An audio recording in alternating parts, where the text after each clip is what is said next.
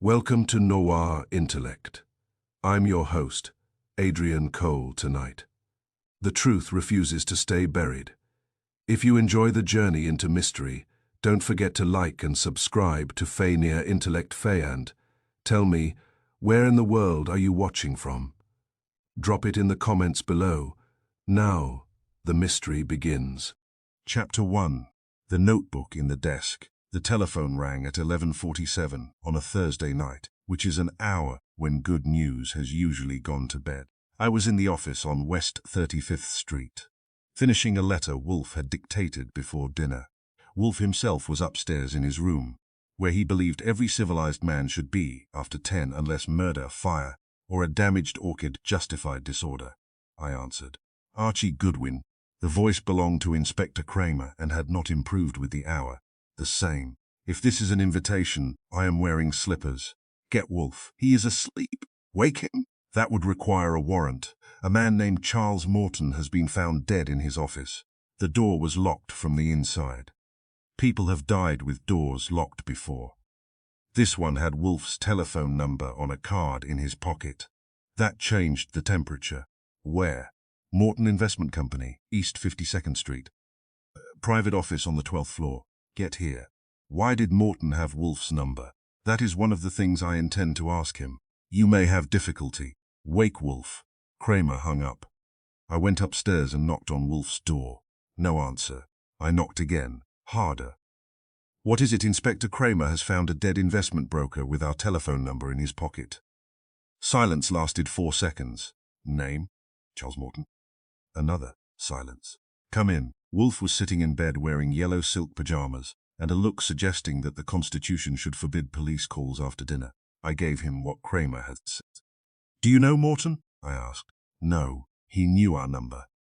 Thousands do. He carried it in his pocket while being murdered. You have already converted death into murder, Kramer called us. That saves time. Wolfe frowned. Go. Observe. Do not permit Mr. Kramer to send you home before you have learned why my number was on that card. You are not coming? Certainly not. I dressed, took a taxi, and reached East 52nd Street shortly after 12:20. Morton Investment Company occupied the upper floors of a narrow stone building with polished brass doors and a night watchman who had suddenly discovered that his job involved more than reading racing papers. A uniformed officer took me upstairs. Charles Morton's private office had dark wood walls, green carpet, and enough expensive furniture to make poverty seem like a personal failure. 2 windows faced the street. Both were closed and locked. A connecting door to the conference room had been bolted from Morton's side. The main office door showed no damage. Morton sat behind his desk. He was perhaps 55, silver-haired, broad-shouldered, and dressed in a dark suit. His head had fallen slightly forward, as if he had stopped reading in the middle of a dull report. A small red mark showed above his right ear. Inspector Kramer stood near the desk with Sergeant Pearlie Stebbins and a medical examiner. Kramer saw me and scowled. Where is Wolfe? At home, expressing confidence in you. I told you to bring him. You told me to wake him. I did. Your authority ended there. Kramer pointed at Morton. Know him? No. Wolfe? He says not. The medical examiner was studying the red mark. A bronze figure of a running horse lay on the carpet near the desk. One edge was stained dark, I said. That looks less like a heart attack than most. The examiner glanced at me. A blow to the head, probably delivered from behind. Death may have been immediate, Kramer said. The office was locked. The secretary found him at 10:15. She had a key, but the inside security bolt was fastened. Windows locked, other doors bolted, secret passage, do not start. I looked around. A wall of books stood behind the desk. Another wall held framed financial certificates and photographs of Morton shaking hands with men who had probably charged for it. To the left was a private washroom. It had no window, no second door, and no murderer waiting behind the towels. Who was here tonight? I asked. Kramer took his cigar from his mouth. Morton worked late. His secretary, Laura Kent, left at 7:30. His business partner, Raymond Cole, was here until 8. Morton's nephew, Peter Morton, came at 8:20. An accountant named Samuel Pike arrived shortly before 9. A client named Evelyn Grant came at 9:15. A family evening. All four admit seeing him. All four say he was alive when they left. Who left last? Miss Grant at 9:50, and the body was found at 10:15. Yes. Who found him? Laura Kent. She returned for a file Morton had asked her to deliver in the morning. Did she see anyone leave? No. I walked to the door. The security bolt was a heavy brass slide fitted into the door frame. It could not be operated from the corridor unless someone had thin fingers, a long tool, and a gift for passing through solid wood. The key remained in the inside lock. Was the door locked as well as bolted? I asked. Yes, Pearlie said. Miss Kent unlocked it, but the bolt held. The building engineer removed the hinge pins. That explained why the door now stood open. I returned to the desk. Morton's papers were arranged in square piles. His fountain pen lay uncapped beside a yellow pad. On the pad he had written 3 words. Friday, 11. Confirm. Nothing followed. Anything missing? I asked. His wallet is here, Kramer said. Cash, watch, keys, and rings untouched. The safe is closed. His staff says no securities are missing. Then maybe the killer came for conversation. Kramer gave me the card taken from Morton's pocket. It was one of Wolfe's ordinary business cards. On the back, in blue ink, someone had written, "If figures refuse to speak, ask what they are hiding." Under that was our telephone number, though the number already appeared on the front. Not Wolfe's writing, I said. You sure? I have seen enough of it to suffer recognition. Morton's? We will ask someone who knows. A plainclothes officer entered, carrying a small black notebook in a clear evidence envelope. Found in the locked drawer, he said. Kramer took it. Numbers. He opened it and turned several pages. The notebook was about 6 inches high, bound in black cloth and filled with narrow columns of figures. There were no names, dates, headings, or currency signs. Some entries contained 4 digits, others 6. A few had circles drawn around them. Others were crossed by a short diagonal line. Kramer flipped through it and grunted. Account rooms. Without labels, I asked. Maybe personal calculations. Morton ran an investment company. He probably knew how to label a ledger. Kramer handed it to me. The first page held 5 columns. 3124, 0718, 4452, 1806, 9231. The next line began 1109, 334, 6125, 271, 11, 0814. There were 32 pages of the same thing. Near the end, several numbers had been written darker, as if the writer had pressed hard. One sequence appeared 3 times. 241, 196, 3312. I showed it to Kramer. Meaningless, he said. Repeated meaninglessness is usually trying too hard. Morton was a broker. He handled numbers all day. He also handled words. There are none. Kramer took the notebook back. It goes to the lab. Wolfe will want to see it. He can visit headquarters. That will amuse both of you, Kramer ordered Pearlie to find Laura Kent. She was waiting in the conference room. Miss Kent was around 35, dark-haired, composed, and dressed in a blue suit that had been neat before the evening went wrong. Her eyes were red, but she had not been crying recently. She looked at me. Who are you? Archie Goodwin. I work for Nero Wolfe. Her hands tightened together. You know the name? I asked. Mr. Morton mentioned him yesterday. Kramer stepped closer. That is the first time you have said that. You did not ask. What did Morton say? He asked whether I knew how to contact Mr. Wolfe. I said the number would be in the directory. Why did he want Wolfe? He did not explain. Did you give him the card? No. I showed her the writing on the back. She studied it. That is Mr. Morton's handwriting. What does it mean? I do not know. Did he keep a black notebook in his desk? Her expression changed, only a little, but I saw it. Yes, Kramer said. You told us nothing was kept in that drawer except personal papers. I had forgotten the notebook. What was in it? I never saw inside. Did Morton ever mention it? No. That was 3 no's, each delivered with less ease than the one before. I said, who knew the drawer was locked? Everyone in the office. Who had a key? Mr. Morton and I. Where is yours? In my handbag. Morton's on his key ring. Kramer asked why she had returned at 10:15. She said Morton had telephoned her at home and asked her to collect a file marked West Haven before morning. The call came at 9:58. Did he sound normal? I asked. He sounded worried. Did you hear anything in the background? A clock striking. Then a scraping noise. What clock? There is a clock in the reception area. It strikes the quarter hour. I went to look. The clock stood on a cabinet near the elevators. It was electric and showed 12:43. It chimed when I pressed the test lever. From Morton's private office with both doors closed, I could barely hear it. "You are sure it was that clock?" I asked. "I assumed it was." "What did Morton say exactly?" "Laura, come back for the West Haven file. Do not discuss it with anyone." Then the line went dead. The telephone on Morton's desk had no external recording device. The operator's log would tell us where the call originated, if the building system kept one. I asked Miss Kent about the 4 visitors. Raymond Cole, Morton's partner, had argued with him about a failed investment fund. Peter Morton, the nephew, had asked for money and been refused. Samuel Pike, the accountant, was conducting a private review of the company books. Evelyn Grant was a wealthy client whose account had recently suffered unexplained losses. "An orderly little collection," I said. "Business, family, accounting, and money." Kramer glared. "They are witnesses."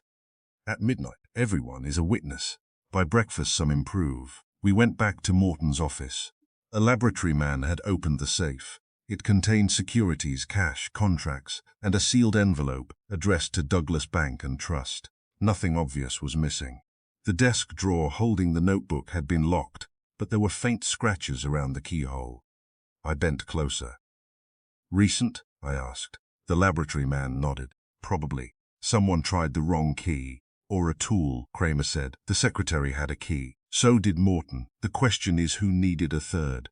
I examined the bronze horse. It weighed about 4 pounds.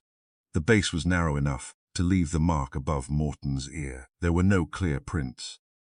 On the carpet behind the chair, I found a small crescent of grey powder. Kramer looked over my shoulder.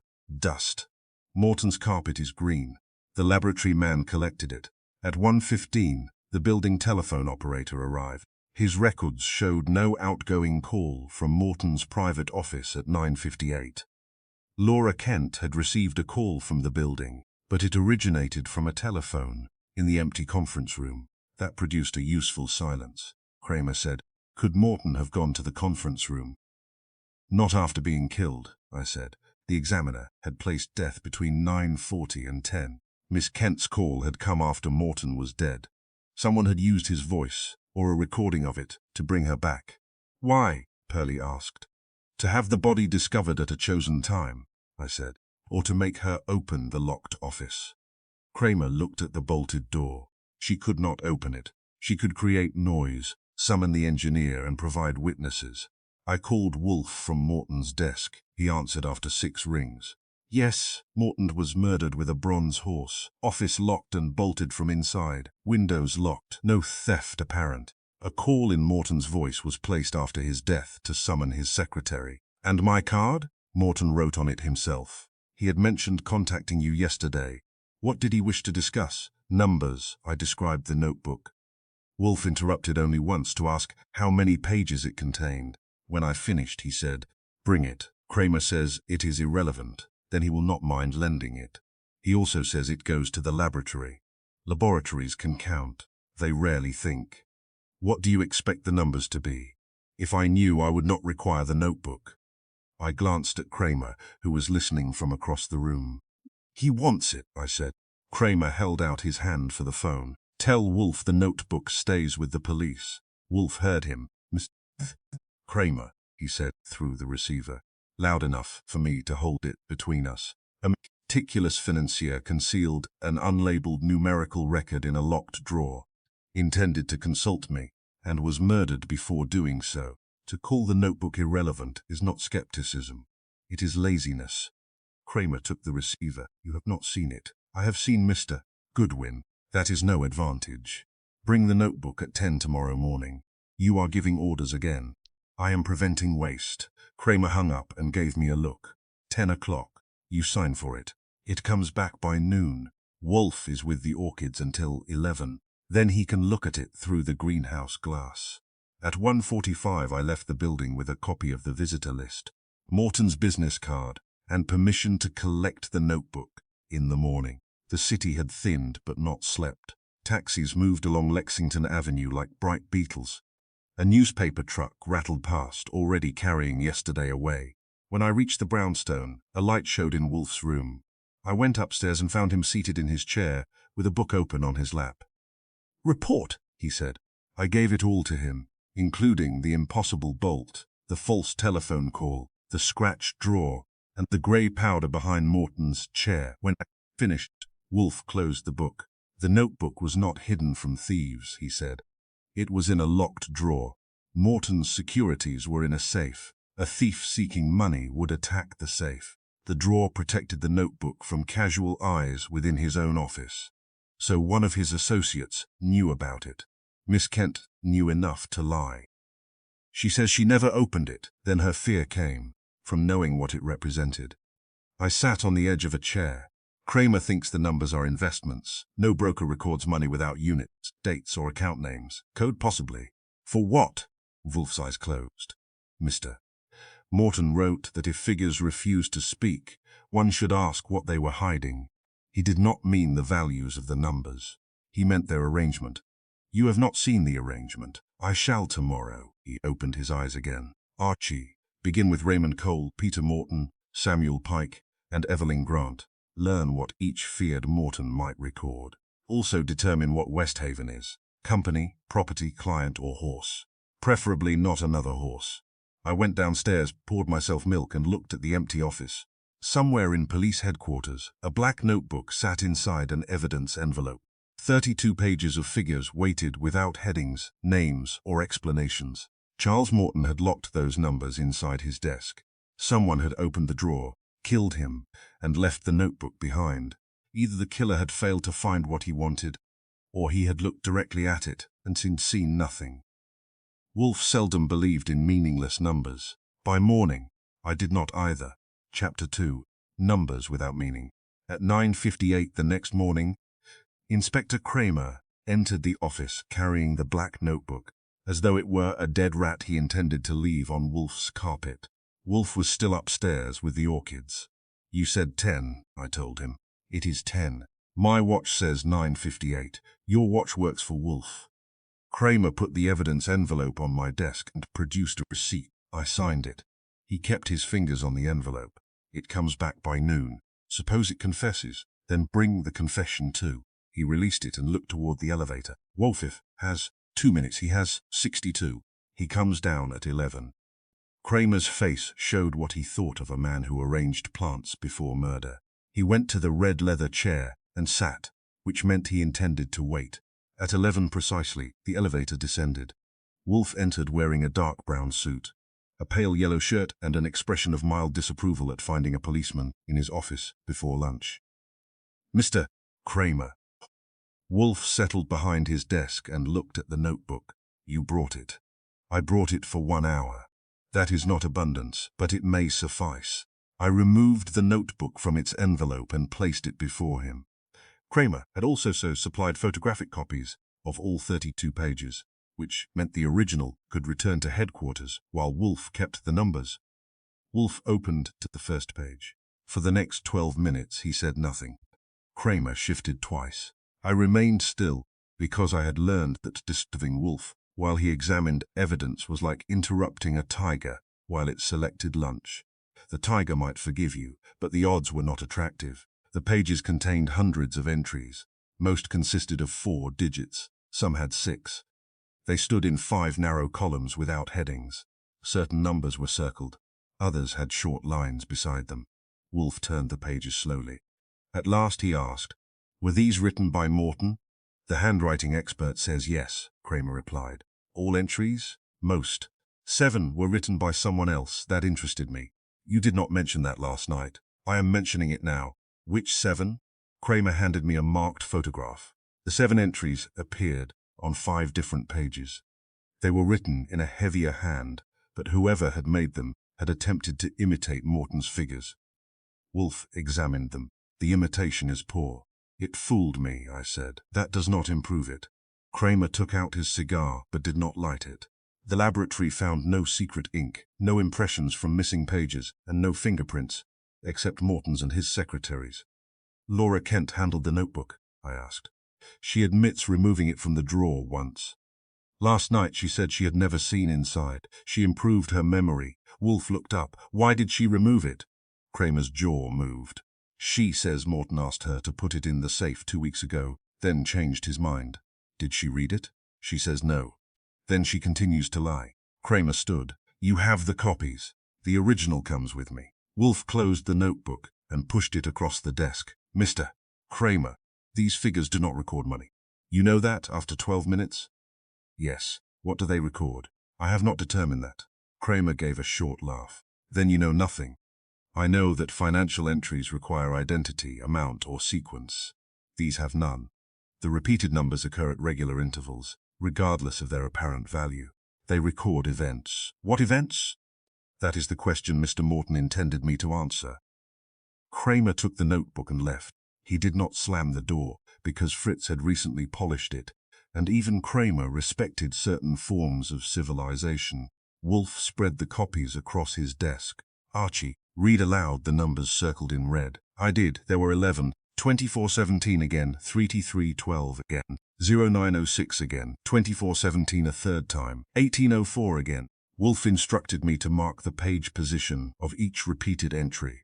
The first 2417 occurred on page 3, the second on page 14, and the third on page 25. 11 pages apart, I said. Yes, the two appearances of 3T312 were also 11 pages apart. The same was true of 0906 and 1804. I leaned back. A schedule, possibly, monthly. The notebook covers more than 1 year if each page represents a fixed interval. There are no dates. Dates may be concealed in the positions rather than the figures. He asked me to count the lines on each page. Every page contained 28 lines except the last. 28, I said. 4 weeks. Wolfe nodded. The pages may represent months arranged as equal periods. Morton preferred regularity to accuracy, so each line is a day, or an appointment, a telephone call, a meeting, or an observation. What about the 5 columns? 5 people. That landed better than I expected. You think Morton was recording 5 people every day?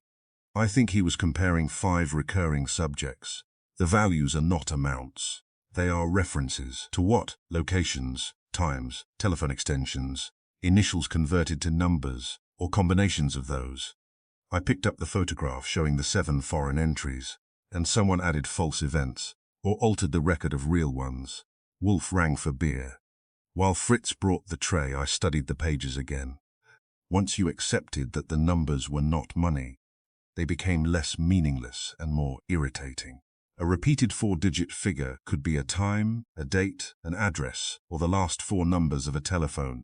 It could also be the price of a hat, the weight of a horse, or the number of sensible statements made annually by a politician. Wolfe poured beer and waited for the foam to settle. Mr. Morton became cautious recently, he said. Learn why. That is broad. Then narrow it by working. I began with Morton Investment Company. The office had reopened under police supervision, though no one seemed grateful.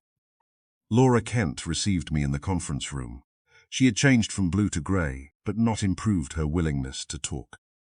You lied about the notebook, I said. She stiffened.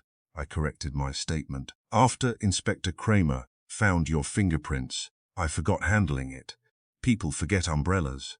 They rarely forget locked notebooks belonging to murdered employers. She looked toward the glass wall separating us from the reception area. Mr. Morton asked me to remove it from his desk 2 weeks ago, she said. He said someone had been searching his office. Who? He would not say. Did he ask you to put it in the safe? Yes. Then he changed his mind and locked it in the drawer again. Why? He said the safe was the first place a thief would look. Did you read it? She hesitated. Only 1 page. What did the numbers mean? I had no idea. What frightened you last night? Her hands came together. Mr. Morton told me that if anything happened to him, the notebook would explain it. That was useful enough to justify patience. When did he say that? Monday afternoon. Anything else? He said he had trusted the wrong people. Plural. Yes. Did he name them? No. I asked about the West Haven file. It concerned a private investment partnership formed 5 years earlier. The partners were Charles Morton, Raymond Cole, Evelyn Grant, and a man named David Larkin. What happened to Larkin? I asked. He died 3 years ago. Natural causes? A boating accident. Who inherited his share? His widow. Margaret Larkin. Was she involved with Morton? Laura Kent looked at me carefully. Professionally. Let us begin there. She came to the office several times during the past month, they argued. About West Haven, I heard the name once. Were Morton and Mrs. Larkin close? Years ago, perhaps. That gave the investigation a new street to walk down. Raymond Cole's office was 3 doors from Morton's. Cole was 50, handsome in a polished way, and wore a dark tie that looked chosen by committee. He said Morton had become impossible during the last 6 weeks. How? Suspicious. He checked every account, personally. He changed passwords, reviewed old files, and questioned routine transactions. Did he suspect theft? He suspected everyone of everything. You argued Thursday night over the West Haven partnership. What is wrong with it? Nothing. Then arguments are an unusual management technique. Cole's smile disappeared. West Haven owned several commercial properties. Morton wanted to dissolve the partnership. Why? He claimed the original investment had been arranged dishonestly. Was it? No. Who was David Larkin?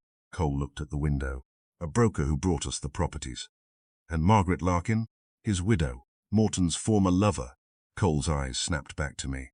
That is none of your business. It became my business when someone hit Morton with a horse. He stood and walked to a cabinet.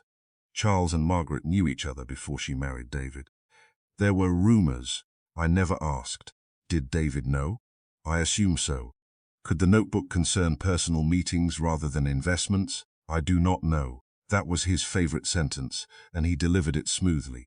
I showed him several repeated numbers. He recognized none, but his right thumb began rubbing the edge of his desk when he saw 2417. What does that one mean? I asked. Nothing. Your thumb disagrees. He stopped rubbing. I left before he could improve the lie. Peter Morton occupied a furnished apartment near Washington Square and opened the door wearing a sweater that cost more than my first-hand car.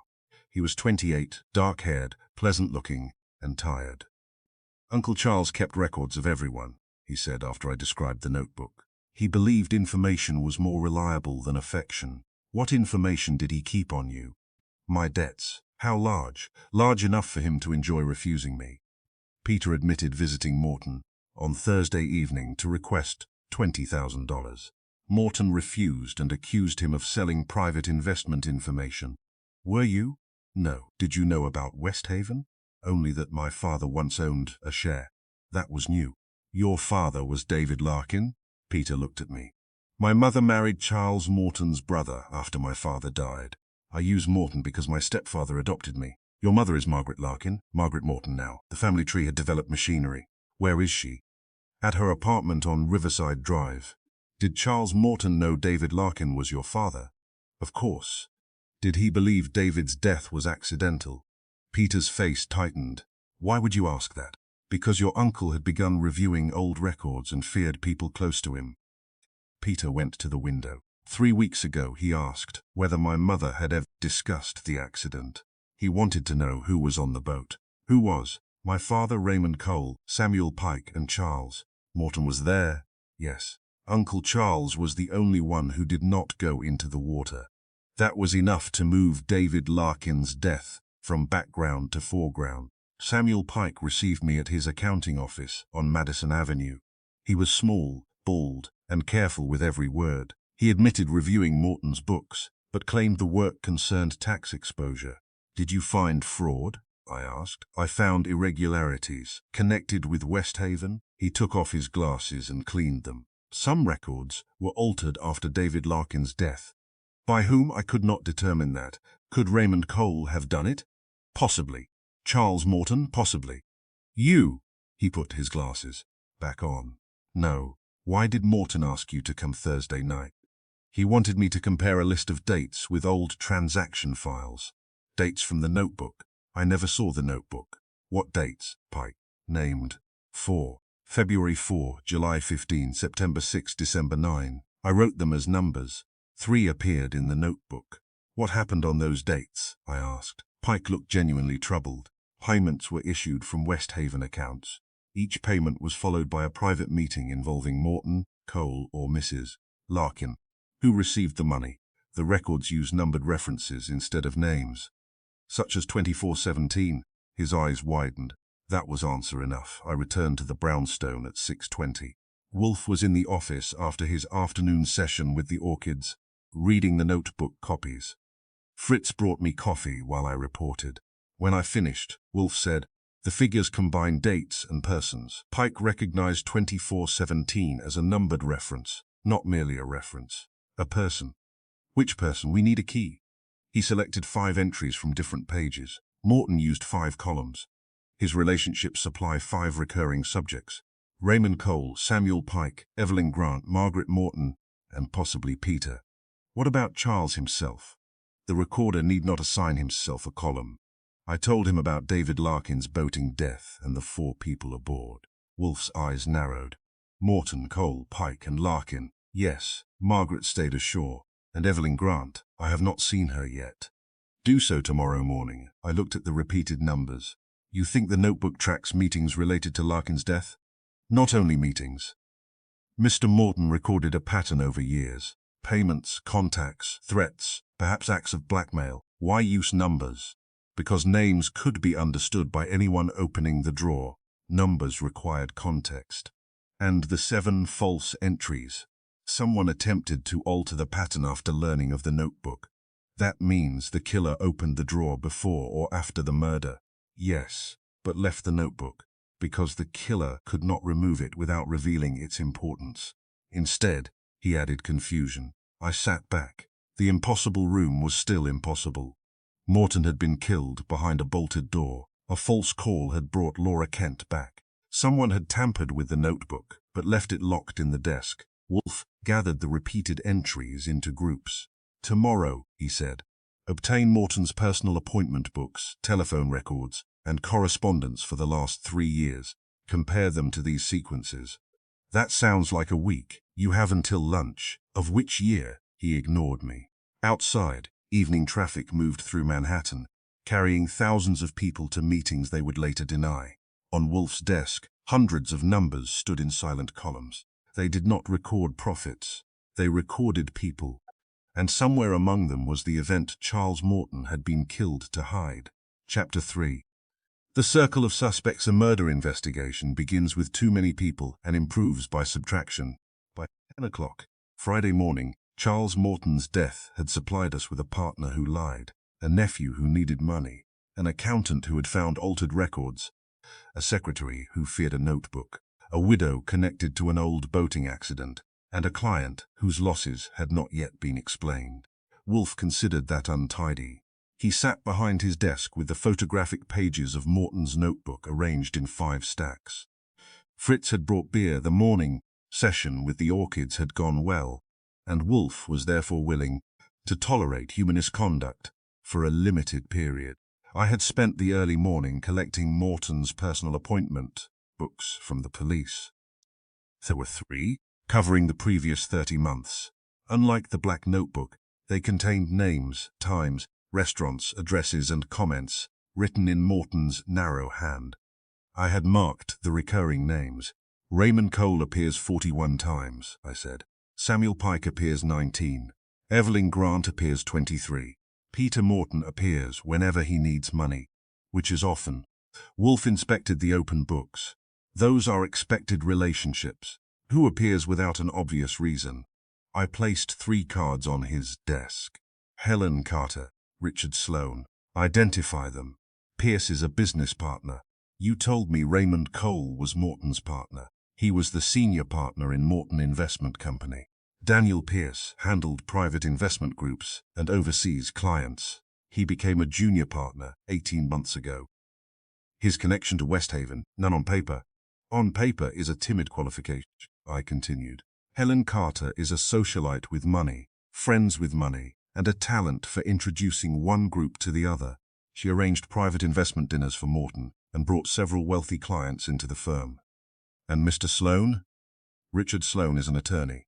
He handled legal work for Morton personally, for the company, and for Miss Carter's investment circle. Wolfe's lips pushed forward.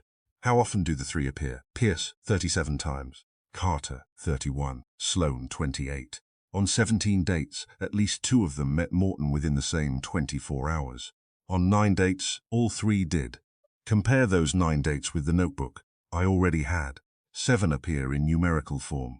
That earned me a slight movement of one eyebrow, which from Wolfe was close to applause. I handed him the list. February 4th, April 18th, June 9, July 15th, September 6, November 12, December 9. In the notebook, the corresponding entries were written as 0204, 0418, 0609, 0715, 0906, 1112, and 1209. Each appeared in a different column, sometimes circled, sometimes followed by the repeating numbers 313 or 3312. Wolfe read the list twice. Mr. Morton recorded dates, he said, but not all 4-digit entries are dates. 2417 cannot be a month and day, unless Morton used a calendar from Mars. Pap Fooey, he separated the entries. The dates indicate events. The other repeated numbers identify people, locations, or actions connected with those events. So Pierce, Carter, and Sloan are our circle. They are a circle. Whether it encloses the murderer remains to be seen. I rose and reached for my hat. Which first, Mr. Pierce?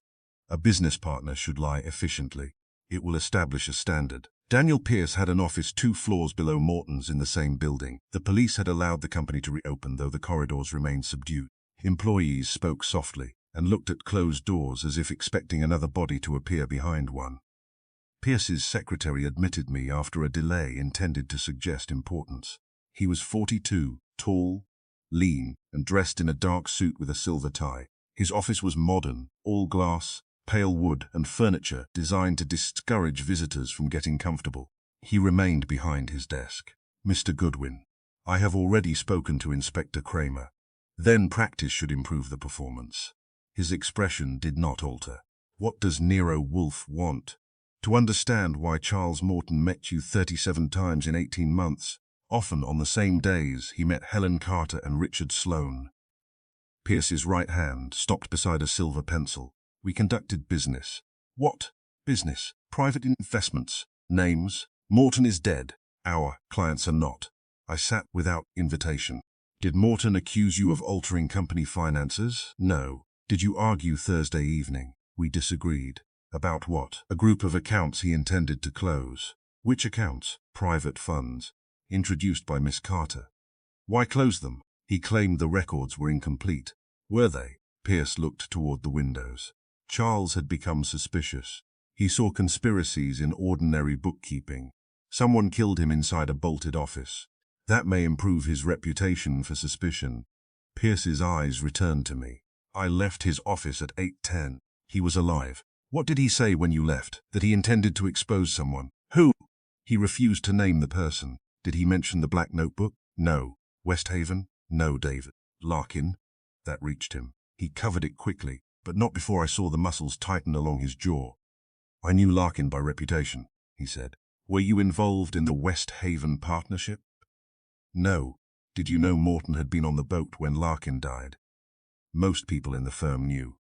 Did you know Richard Sloan prepared the settlement papers after the death? Pierce's pause was brief. I assume an attorney handled them. That was not an answer. I showed him a notebook photograph containing 24 for 17. Recognize it? No. You looked at it before answering. I looked because you showed it to me. Fair point. What about 3T312? Nothing. I stood, Mr. Morton's appointment books connect you with Miss Carter and Mr. Sloan on 9 dates. 7 of those dates appear in the notebook. Either you know why, or Morton had an unusual devotion to coincidence. Pierce's expression hardened. Helen Carter brought investors to the firm. Sloan prepared agreements. I managed the accounts. There is no mystery. There is a dead man. That is Inspector Kramer's problem. It became Wolfe's when Morton carried our telephone number. I left him with that. Helen Carter lived in a large apartment overlooking Central Park. A maid led me through a drawing room decorated in cream, gold, and enough glass to make sudden movement dangerous. Miss Carter entered, wearing a blue dress and no jewelry except a narrow gold bracelet.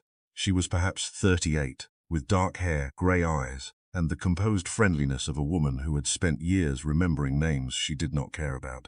Mr. Goodwin, she said, I have heard of you. Mostly true things, I hope. Mostly entertaining ones. She offered coffee and took a chair opposite mine. Charles Morton was a friend, she said. If Mr. Wolfe can help find who killed him, I will answer what I can. That is more promising than most openings. I asked about the investment circle. She explained that wealthy acquaintances often approached her for private opportunities. Morton supplied advice and management. Daniel Pierce administered the accounts. Richard Sloane prepared contracts. How much money passed through these funds? Several $1 million. Did everyone earn what was promised? Her expression cooled. Investments lose money. Evelyn Grant lost a great deal. Yes. Did you? No. Did Pierce? I do not know. Did Sloane? He was paid legal fees. I placed the list of 9 common meeting dates on the table. You, Pierce, and Sloane met Morton on each of these dates. She read them. I host many dinners and conferences. These were private meetings. Then why ask if you already know? Because the appointment books give times, not subjects. She returned the paper. We discussed investor accounts. Did Morton accuse anyone of diverting money? No. Did he become suspicious? He became frightened. That was the first useful word. Of whom? He never said. When did you notice? About 2 months ago. He stopped meeting in restaurants. He asked that telephones be left outside the room.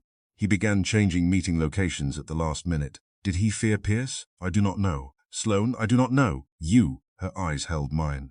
No. Did Morton ever discuss David Larkin? The gold bracelet clicked softly against her chair. Once. 3 weeks ago. What did he say? He asked whether I knew Margaret Morton. Did you? I met her years ago, before Larkin's death. Yes. Were you present at West Haven meetings? No. Did Richard Sloane represent David Larkin? I believe so. That connected Sloane to the old partnership more directly than Pierce had admitted. I showed her 24/18. Her face did not move, but her fingers closed around the bracelet.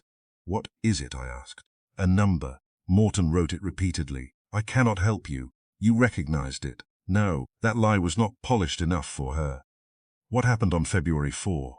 I asked. I do not remember. April 18? September 6. She rose. This interview is finished. That date appears in Morton's notebook beside 24/17. The same date appears in his appointment book beside your name, Pierce's and Sloane's. I said I do not remember. You remember enough to stop talking. She pressed a button for the maid. As I left, I noticed a telephone table near the entrance. Beneath it was a small address book. The maid had stepped ahead to open the door, and Miss Carter had turned toward the window. I did not take the book. I merely read the name visible on the open page. Margaret Morton. Below it was an address on Riverside Drive and a telephone number ending in 24/17. That solved one number. It also made Helen Carter's denial worse. Richard Sloane's law office occupied 3 dignified rooms near Wall Street. Sloane himself was 60, narrow-faced, white-haired, and so calm that he might have been embalmed before the interview. He invited me to sit. I advised Charles Morton for 22 years, he said. His death is a personal loss. Until recently. What changed? He became obsessed with past mistakes. Whose mistakes? His own and those of others. West Haven. Sloane removed his glasses. Mr. Goodwin, attorney and client communications are protected. Morton intended to consult Wolfe. He may have wanted protection more than privilege. That does not release me. Did you represent David Larkin? Yes. After his death, did you transfer his West Haven share to his estate, eventually inherited by Margaret Morton? Yes. Did Raymond Cole and Charles Morton purchase portions of it? Sloane's eyes sharpened. You have been busy. I dislike wasting taxi fare. I showed him the common meeting dates. Why did you, Pierce, and Helen Carter meet Morton repeatedly to review investment agreements? Why did Morton encode those dates in a hidden notebook? I cannot answer. Did you know about the notebook? No. His answer was immediate, but he looked at my right hand instead of my face. I had not shown him a notebook page. How did you know it contained dates? I asked. Sloane put his glasses back on. You said he encoded those dates. I said he encoded them in a notebook. You accepted that without asking what kind. That proves nothing. It proves you are careful. I placed a photograph of one page before him. 7 entries had been marked as additions written by another hand. Sloane studied it. Those figures were not written by Morton, he said. I did not move. How do you know? The strokes are different. You are a handwriting expert. No. Then you have seen Morton's notebook before. Sloane leaned back. I saw a similar record in his office months ago. Inside the locked drawer, it was on his desk. What did Morton say it contained? He called it a record of obligations. Money? Precisely. Sloane's face remained composed. He believed several people owed him loyalty. What did the numbers identify? I do not know. 24-Sarwentine is Margaret Morton's telephone number. That produced a longer silence. Does 3T312 identify Helen Carter? No. Daniel Pierce? No. You. Sloane stood. You have asked enough, not nearly. He walked to the door and opened it. I rose slowly. 7 entries were added by someone imitating Morton's figures.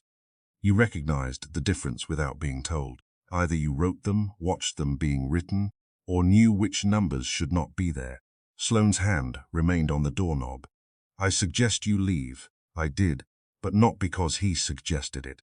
I returned to West 35th Street shortly before 6.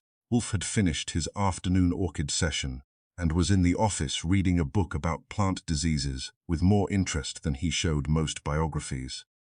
I gave him the day. When I mentioned that 2417 was the final 4 digits of Margaret Morton's telephone number, he closed the book. Good. Helen Carter had it in her address book. Better. Richard Sloane knew the foreign entries were not Morton's before I told him. Best. I handed him the appointment list. Pierce, Carter, and Sloane formed the central circle.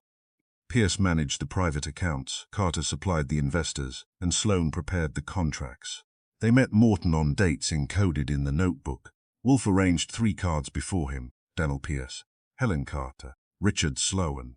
He placed the number 2417 beneath Margaret Morton's name. The repeated entries identify people through telephone numbers, I said. Some do.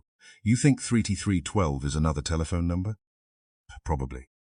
But Morton did not merely record calls. If that were his purpose, telephone records would suffice. Then what? He recorded connections. On a particular date, a person identified by one number contacted, paid, met, threatened, or protected a person identified by another. I showed him the 7 altered entries. Sloane knew they were false, or knew what truth they replaced.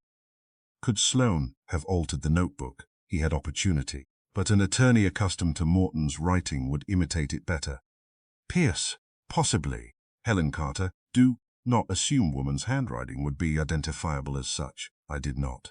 You nearly did. I ignored that. Which one killed Morton? We do not yet know that any of them did. All 3 lied. That establishes membership in society, not murder. Wolfe studied the meeting dates. Mr. Morton became frightened 2 months ago. What occurred then? I checked the appointment books. On the first Friday of that period, he met all 3.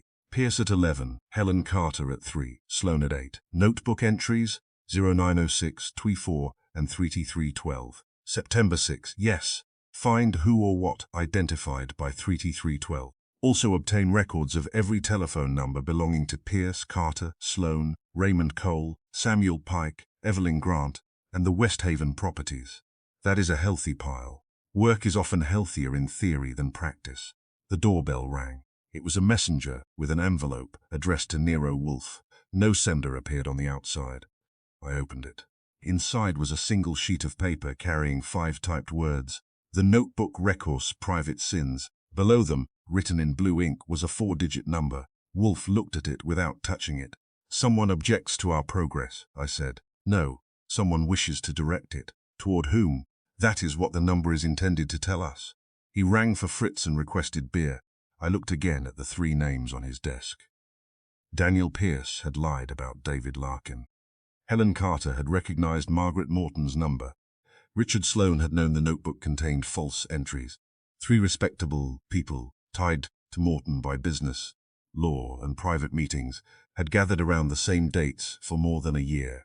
One of them had just sent us a number. Whether it was a clue, a warning, or bait depended on who expected us to follow it. Chapter 4, The Hidden Pattern. The number 33112 spent the night on Wolfe's desk. It had arrived beneath 5 typed words. The notebook records private sins.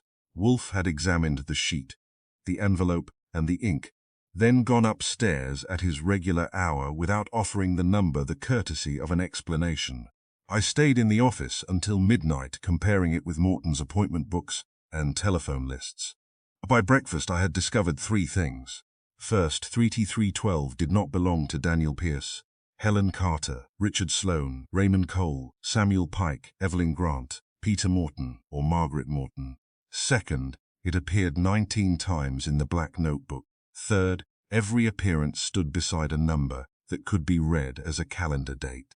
At 8:30, Wolfe was eating eggs baked with cream and herbs. Fritz had also provided toast, orange juice, and coffee, strong enough to restore a fallen government. I placed my list beside Wolfe's plate. 3U12 appears 19 times, I said. Each time it follows a possible date. Wolfe continued eating. February 4, March 21, April 18, June 9, July 15, September 6, and 12 others. 7 match dates when Morton met Pierce, Carter, or Sloane. And the remaining 12, appointments marked private, personal, or blocked. No names. Wolfe put down his fork. Good. That single word from him before coffee was enough to support me through a week. What is 3-3-12, I asked. A reference to a person, possibly. But the message was intended to make us assume so. The sender wants us to connect 3T3-112 with private sins. The sender wishes to influence our reading of Morton's record. That is not the same thing. He resumed breakfast. I said, the book contains dates and telephone numbers. We know 2417 belongs to Margaret Morton. We know it is part of her telephone number. Do not promote a fragment into a conclusion. What else could it be? The same 4 digits may identify a room, an account, an address, or an event. Mr. Morton's method depended upon context. That is inconvenient. Codes are rarely designed for the convenience of Mr. Goodwin.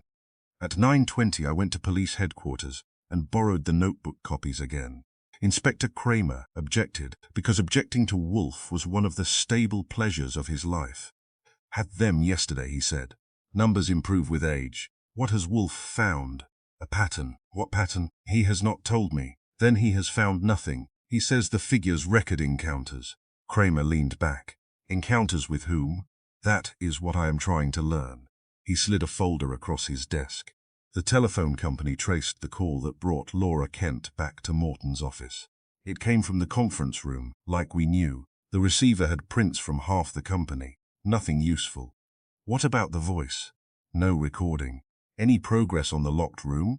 The security bolt could have been pushed into place with a thin cord through the gap beneath the door.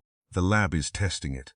That would require the killer to leave before bolting it. Yes. Then the impossible room has lost some confidence. Kramer grunted. Wolfe's business card was found on the body. That does not make this his case. It makes it difficult to remove us politely. He gave me the copies and told me to return them by evening. Back at the brownstone, Wolfe had finished with the orchids and was waiting in the office. I spread the 32 pages across the long table. Begin with the intervals, he said. We worked from the first page forward. The notebook contained 5 columns, 28 lines to a full page. The entries had no headings, but their positions were regular. Wolfe had me number every line as though the notebook were a calendar. Line 1 became the first day of a 4-week period, line 2 the second, and so on. It failed almost immediately. Some entries identified dates later than the line position. Other lines held multiple possible dates. Morton had not used the pages as months. Try encounters, Wolfe said. That requires knowing what counts as one. Mr. Morton knew.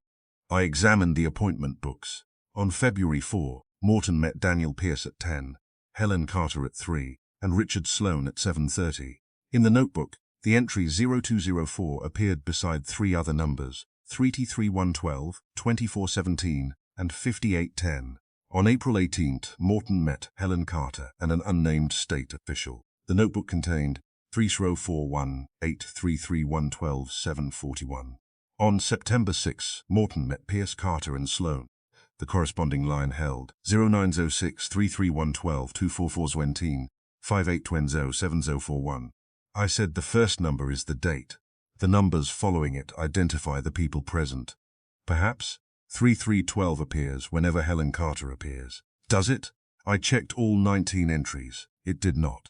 On 12 dates, Helen Carter's name appeared in the appointment books. On 7 others, she did not. but those 7 were marked private or blocked. She could have attended under secrecy, I said. Or 3T3112 may identify the place where the meetings occurred. That made me reach for another set of records. Morton's expense reports listed restaurants, clubs, hotels, and rented conference rooms. 7 of the 3T312 dates included charges from the Branton Hotel on East 61st Street. I telephoned the hotel and asked for the manager. After a discussion involving privacy, police, and a suggestion that Inspector Kramer might visit personally, I learned that the hotel's private meeting room was numbered 3T312. I looked at Wolfe. Room 3T312. He nodded as if the hotel had merely confirmed a fact he had been too polite to announce. The Branton rented room 3312 by the hour to guests who wanted secrecy without admitting they wanted it. Morton had reserved it under his company's name on 11 of the 19 dates. On the remaining 8, the reservation had been made through Richard Sloane's law office. So the number identifies a location, I said. Not Helen Carter. Correct. The sender tried to point us there, yes. Why call it a record of private sins? To frighten someone who had used that room. Wolfe told me to compare every repeated number with addresses, room numbers, and telephone endings. By noon we had 3. 3T312 was the private room at the Branton Hotel. 2417 was the final portion of Margaret Morton's telephone number. 5810 belonged to a private telephone line registered to Richard Sloane's law firm. The 4th, 7041, took longer. It finally turned up as the street number of a townhouse owned by Helen Carter through a family trust. That left several numbers unidentified, but the structure had appeared. Morton recorded a date first. After the date came of references to a location, a person, or a means of contact. A short diagonal mark indicated that Morton had attended personally. A circle meant he possessed independent confirmation. A double line meant the encounter had resulted in a payment. I found that last part by comparing the notebook with West Haven banking records supplied by Samuel Pike. On April 18th, Morton recorded 0418 3312 and 741, followed by a double line. 2 days later, $50,000 left a private investment account and entered a trust administered by Sloane. On June 9, the notebook listed 0609, 5820, and 2417 with the same double mark. 3 days later, Margaret Morton received a payment described as repayment of a family loan. On September 6, all 4 known references appeared. The following morning, $200,000 moved from an investor fund into a company controlled by Daniel Pierce. I sat back. He was tracking meetings followed by payments. Not necessarily legitimate payments, Wolfe said. Blackmail, possibly. Bribes, possibly. You are generous with possibilities. I prefer them to unsupported declarations. Fritz brought sandwiches at 1. Wolfe regarded them as an interruption but ate 2. Afterward, I visited the Branton Hotel. Room 3T312 was on the 3rd floor, despite its number. The hotel manager explained that the first 2 digits indicated the private service division, not the floor. The room itself contained a polished table, 8 chairs, a sideboard, and heavy curtains. There was no bed, which removed one possible type of private sin, while leaving plenty of others. The manager remembered Charles Morton. He came often, he said. Alone? Never. With Helen Carter? Several times. Daniel Pierce? Yes. Richard Sloane? Frequently. Margaret Morton? The manager hesitated. Once or twice. Anyone important enough to make you forget his name. His eyes cooled. Our guests value discretion. So did Charles Morton. It did not save him. That did not soften him. I showed him photographs supplied by Kramer. He identified Pierce, Carter, Sloane, and Raymond Cole. He also recognized 2 men whose names did not appear in Morton's appointment books. One was a city planning official. The other was the president of a private bank that handled several West Haven accounts. Did they all meet together? I asked. Not always. Mr. Morton often arrived first. Others came separately. Did he take notes? Sometimes. Did anyone ever search the room after he left? The manager looked at me sharply. 3 weeks ago, a man returned and claimed he had forgotten a document case. Who? He signed the register as Daniel Pierce. Was it Pierce? I cannot be certain. The clerk on duty admitted him. Did he find the case? There was no case. That was the kind of fact Wolfe enjoyed because it came with dirt on its shoes.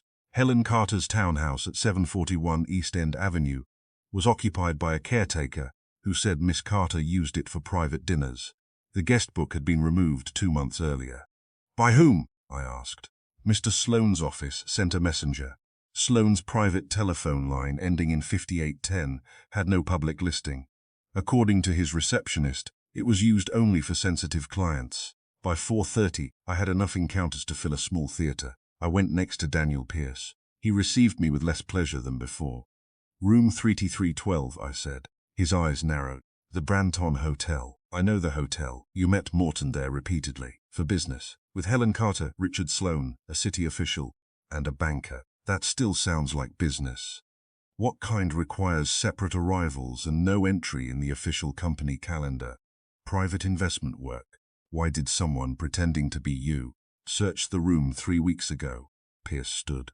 I did not. The register carries your name. Then someone used it. Who knew you met there? Several people. Did Morton keep notes during those meetings? Sometimes. Did he record promises, payments, and threats? Pierce's face hardened. Charles collected information. He believed knowledge made him safe. Did it? You saw the result. I placed a copy of one notebook line on his desk. 0906 33112 2417 5D810 7041. All 5 references appear together on September 6. You met Morton that morning. Carter met him that afternoon. Sloane met him that evening. Margaret Morton's number and Carter's townhouse also appear. What happened? Pierce looked at the line without touching it. I do not know. That date appears to be the center of the pattern. I cannot help you. Cannot or will not. He walked to the door. I did not leave immediately. Morton was tracking encounters involving all of you. Someone learned about the notebook, searched for it, altered 7 entries, and killed him. Silence is beginning to look less like loyalty and more like membership. Pierce opened the door. Good afternoon, Mr. Goodwin. His hand shook slightly on the knob. Back at the brownstone, Wolfe had arranged the known reference numbers on a sheet. Date, location, person or telephone, second location, research. That is the order, he said after hearing my report. You solved it without visiting the hotel. I sent you to obtain evidence, not inspiration. The manager identified 4 suspects and 2 influential outsiders. Good. Someone using Pierce's name searched room 3312 3 weeks ago. Better. The guest book from Helen. Carter's townhouse was removed by Sloane's office.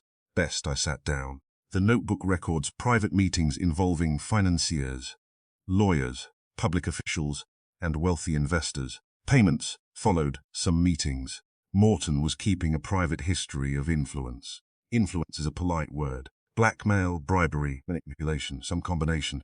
Why did he record it? Wolfe poured beer. For protection. Against the people he met. Against anyone who might later deny the encounter.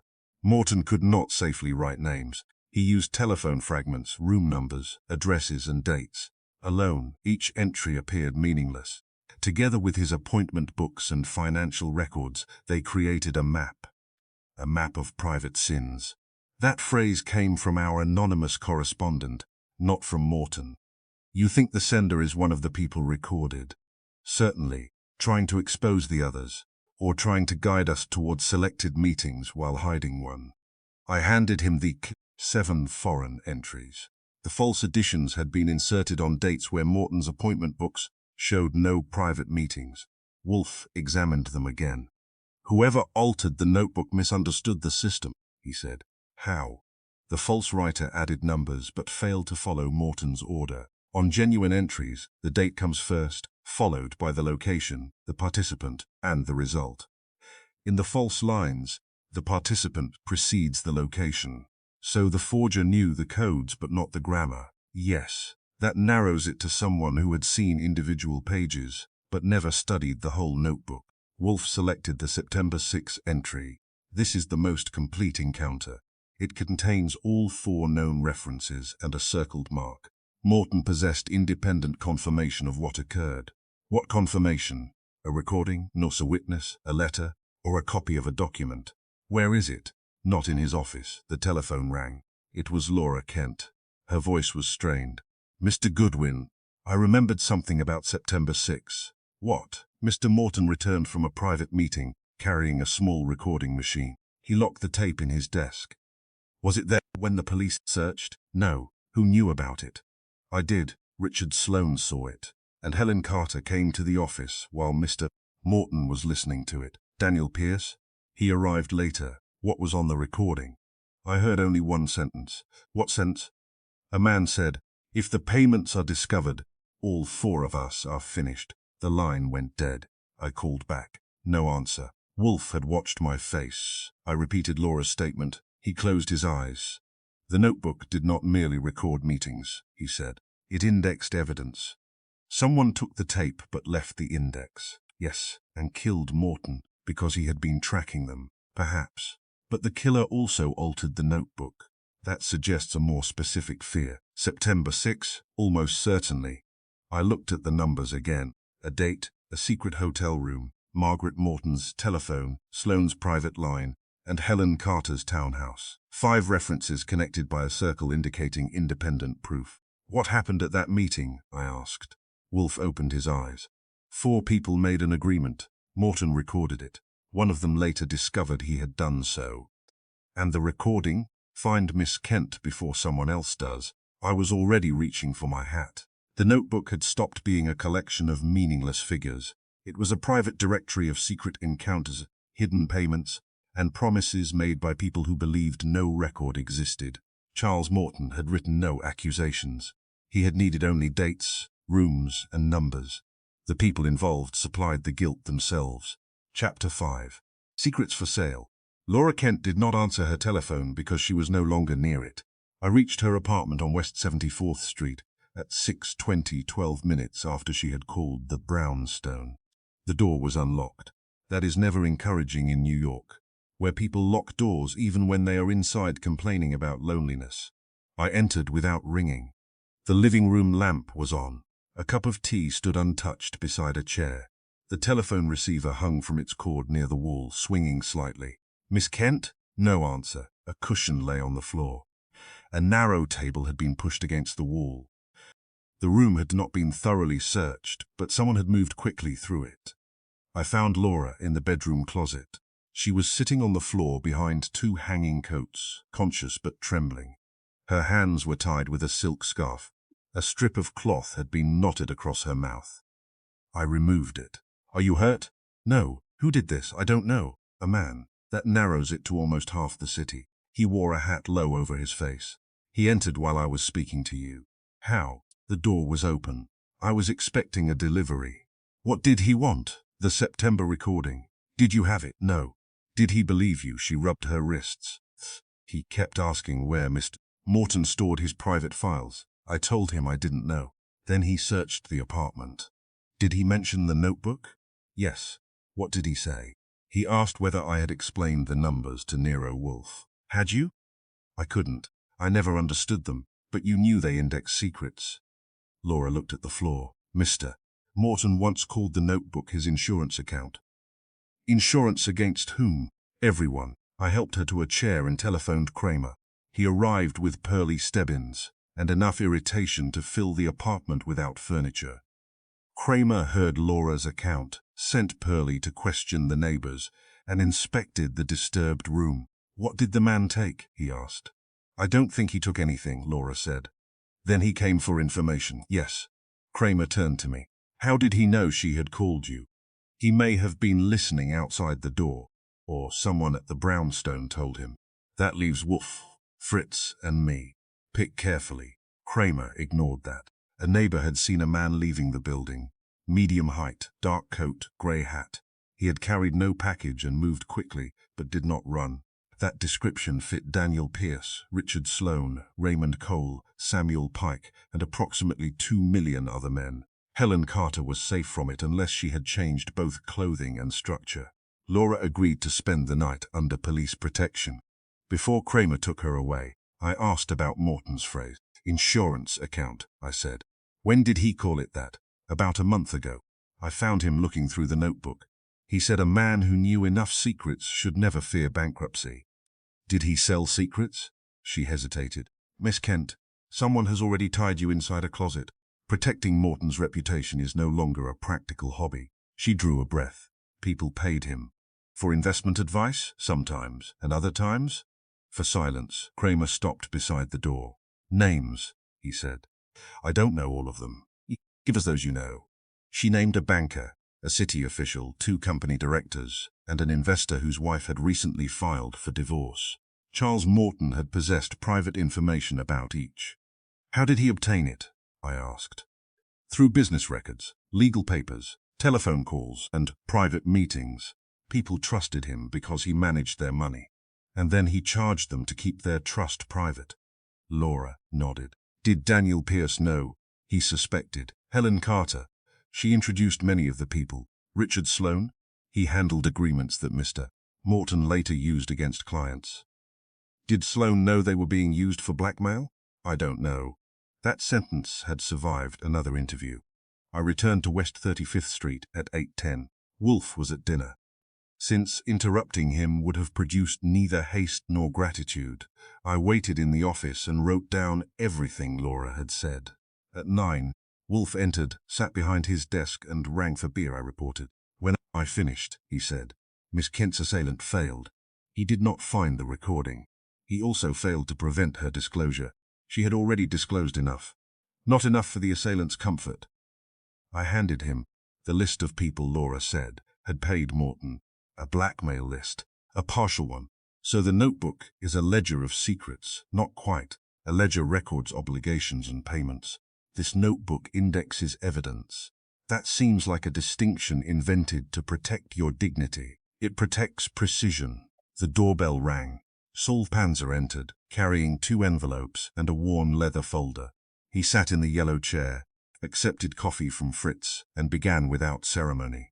Morton had storage boxes in 3 locations, Saul said. One at Douglas Bank and Trust, one in a private records company, and one under another name at the Branton Hotel. The secret meeting hotel, I said. Saul nodded. The bank box contained financial documents connected with 6 clients. The records company held photographs, letters, and copies of legal agreements. The hotel box is empty. Recently emptied, Wolfe asked. Within the last 10 days. The clerk remembers Morton visiting it once, and another man visiting 2 days later with a signed authorization. Name, Daniel Pierce. That put Pierce back in the center. Was the authorization genuine? I asked. Morton's signature appears good, but the date was altered. Wolfe extended a hand. Saul gave him the leather folder. Inside were copies of documents from the bank box.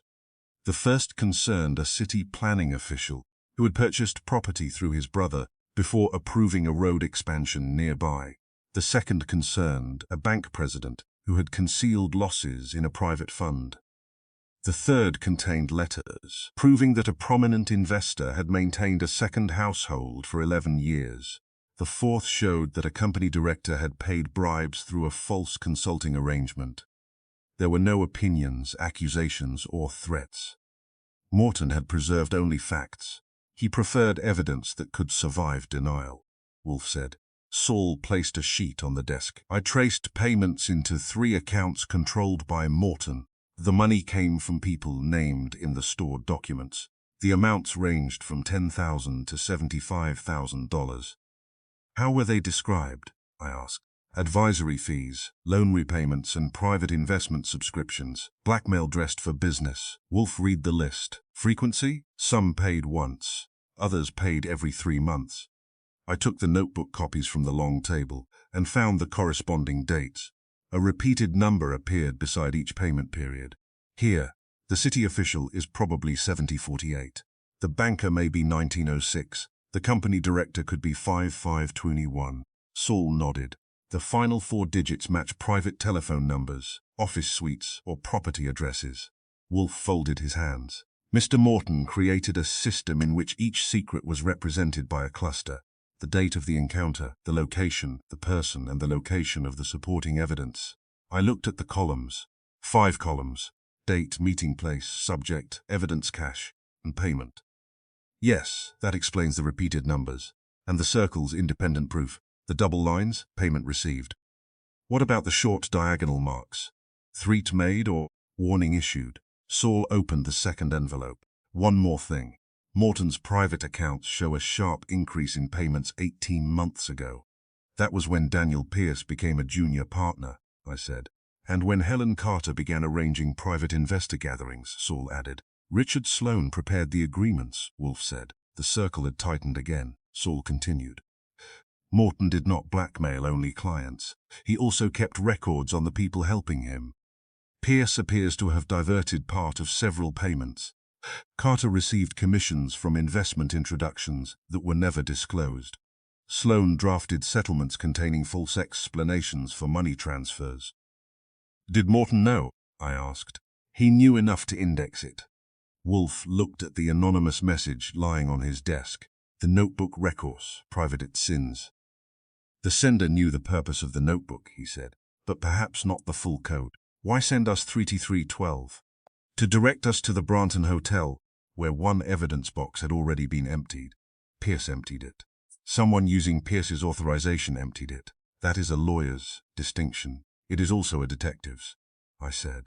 The hotel clerk identified Pierce from a photograph. Yes, then he was probably present. But whether he removed evidence for himself, for Morton, or for another remains unknown. Saul handed me a copy of the authorization. Morton's signature appeared natural, but the date had been changed from the 3rd to the 8th. The alteration was clumsy. Pierce would alter a date better, I said. Perhaps he wished it noticed, Wolfe replied. I looked at him. Why would anyone want us to know Pierce emptied the box? To place the theft of evidence upon him, or because he did it? Certainly. Wolfe could turn a straight road into a maze without leaving his chair. The following morning I visited Evelyn Grant. She lived in a townhouse near Gramercy Park and received me in a room where every object looked inherited, including the silence. Miss Grant was 50, dignified and direct. Charles Morton stole from me, she said. That saved an opening question. How much? Nearly $400,000 over 3 years. Through poor investments? Through false ones. Did you confront him? Yes. When? 3 weeks ago. Was Helen Carter present? She arranged the meeting. Daniel Pierce, he managed the accounts. Richard Sloane, he drafted the settlement Morton offered me. What settlement? Morton promised to return half my losses if I signed a statement declaring that all investments had been authorized. Did you sign? No. Did he threaten you? Her eyes hardened. He showed me letters written by my late husband. They proved he had concealed money from his business partners. Publication would have destroyed his name and injured my sons. So Morton used one secret to conceal another. He called it negotiation. Did you pay him? Did you kill him? No. The answer came without outrage, which I respected. I showed her several notebook entries. She recognized 7041 as Helen Carter's townhouse and 3312 as the Branton Hotel room. What happened on September 6? I asked. Miss Grant looked away. A group of us met at the Branton. Morton had discovered irregularities in the private investment funds. Who attended? Helen Carter, Daniel Pierce, Richard Sloane, and Morton. I arrived later. Margaret Morton? She was expected but did not come. What was agreed? Morton demanded control of certain accounts. Pierce objected. Sloane warned that exposure would damage every investor. Helen said they should settle privately. And the sentence Laura Kent overheard. If the payments are discovered, all 4 of us are finished. Who said it? Miss Grant paused. Richard Sloane. That gave the recording a voice. Why would Sloane be finished? He had prepared documents describing blackmail payments as legitimate legal settlements. Did Morton record the meeting? I saw a small machine beside his chair. What did he plan to do with the recording? Use it to ensure obedience. From whom? All of them. I left Miss Grant and went to Richard Sloane's office. He received me because refusing would have looked worse. You said it, I told him. Said what? If the payments are discovered, all 4 of us are finished. His face remained still. Who claims that? Evelyn Grant. She was not present for the whole meeting. She was present for that sentence. Sloane removed his glasses and placed them carefully on the desk. Morton had trapped us. How? He encouraged questionable arrangements, then preserved evidence of them. Pierce moved funds under Morton's direction. Miss Carter arranged meetings. I drafted agreements based on information Morton supplied. Later he claimed our actions were criminal. Were they? Some could appear so. They appeared so to you. Sloane's hands folded. Morton demanded money and loyalty. He used one person's secret to control another. And the September recording, I asked him to destroy it. Did he? No. Did you take it from his desk? No. Did you alter the notebook? No. Did you send Wolfe the number 3T312? No. His third denial was faster than the first two. I rose. Laura Kent was attacked after calling us. Someone asked whether she had explained the numbers. Sloane's expression changed. Is she alive? That was an interesting question. Yes. He looked relieved. Why did you expect otherwise? I did not. Then your relief was generous. When I returned to the brownstone, Kramer was already in the office. He had come with news. The grey powder behind Morton's chair had been identified as graphite mixed with wax. The same substance appeared on the inside edge of the office door. The locked room trick, I said. Kramer nodded reluctantly. A waxed cord was looped around the security bolt. The killer left through the door, pulled the bolt into place from the corridor, then withdrew the cord beneath the door. Part of it scraped against the frame and dropped powder behind the chair when the cord was prepared. So the murderer killed Morton, walked out, and manufactured the locked room. Yes, anyone could have done it. Anyone who knew the door and had time. Wolfe said, How much time? Less than a minute. Then the locked room was not intended to delay discovery for long. It was intended to establish that no visitor had left after Morton's death. Kramer grunted. That was already obvious. No, it was already visible. Those are not the same. I reported Evelyn Grant's account and Sloane's reaction. Wolfe listened with his eyes closed. When I finished, he opened them. Mr. Morton had created mutual guilt, he said. Pierce, Carter, and Sloane each participated in activities that could be interpreted as fraud or blackmail.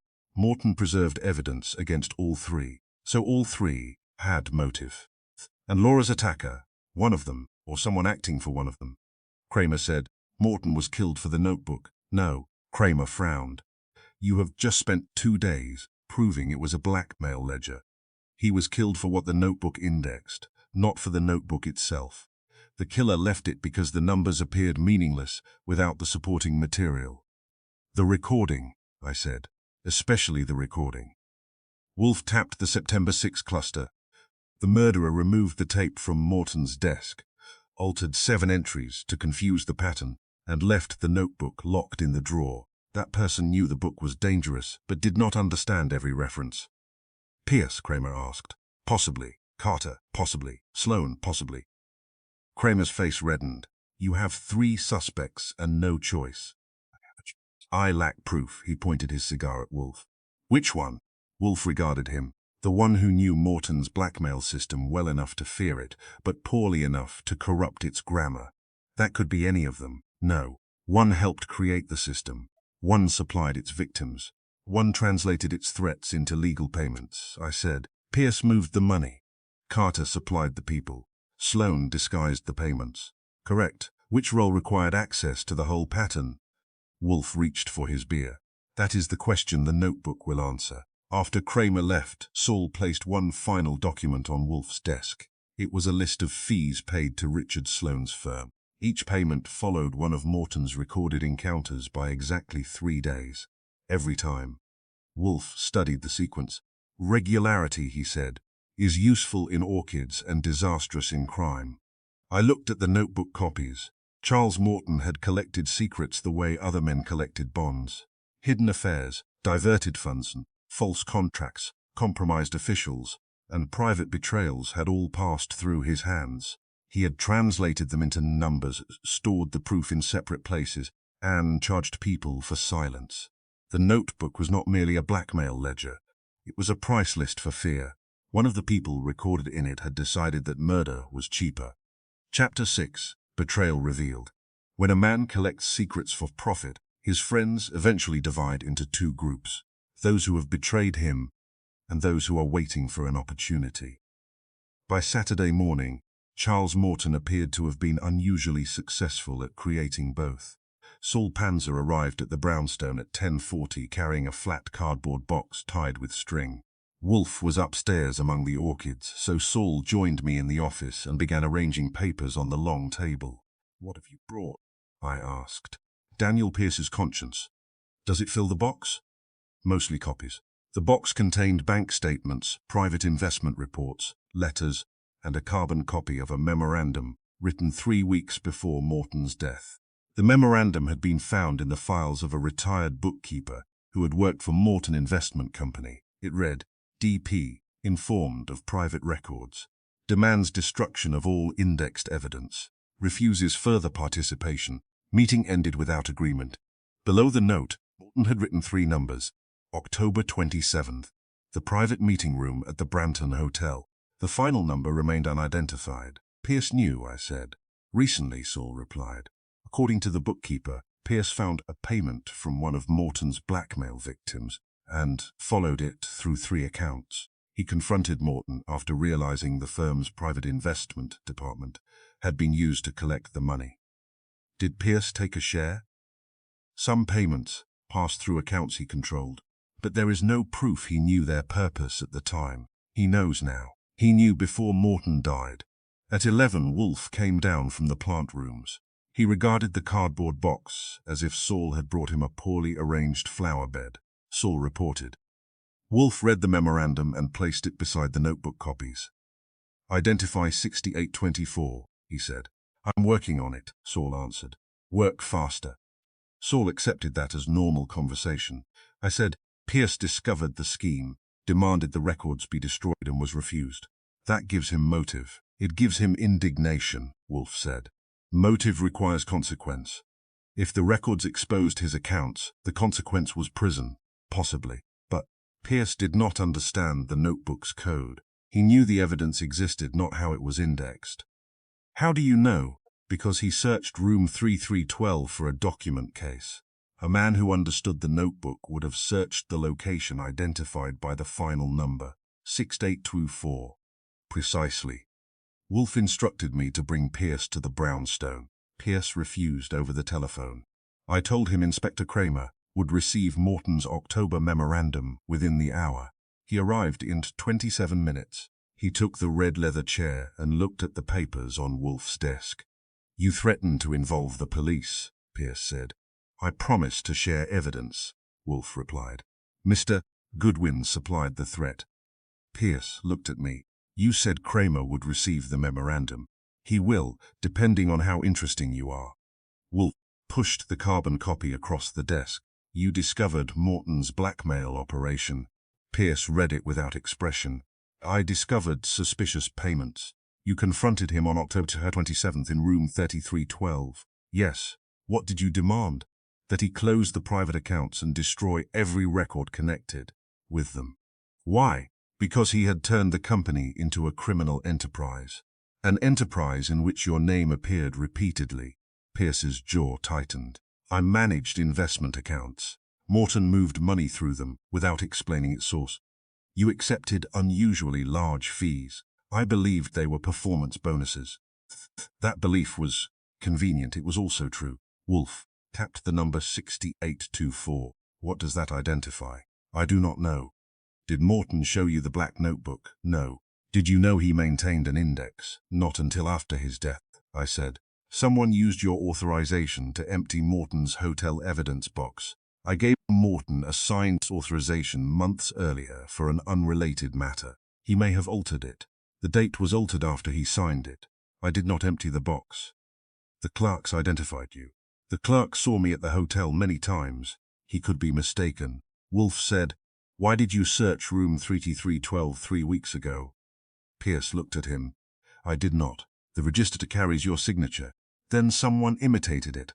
Wolfe's eyes narrowed. You are lying, but perhaps not about the murder. Pierce rose.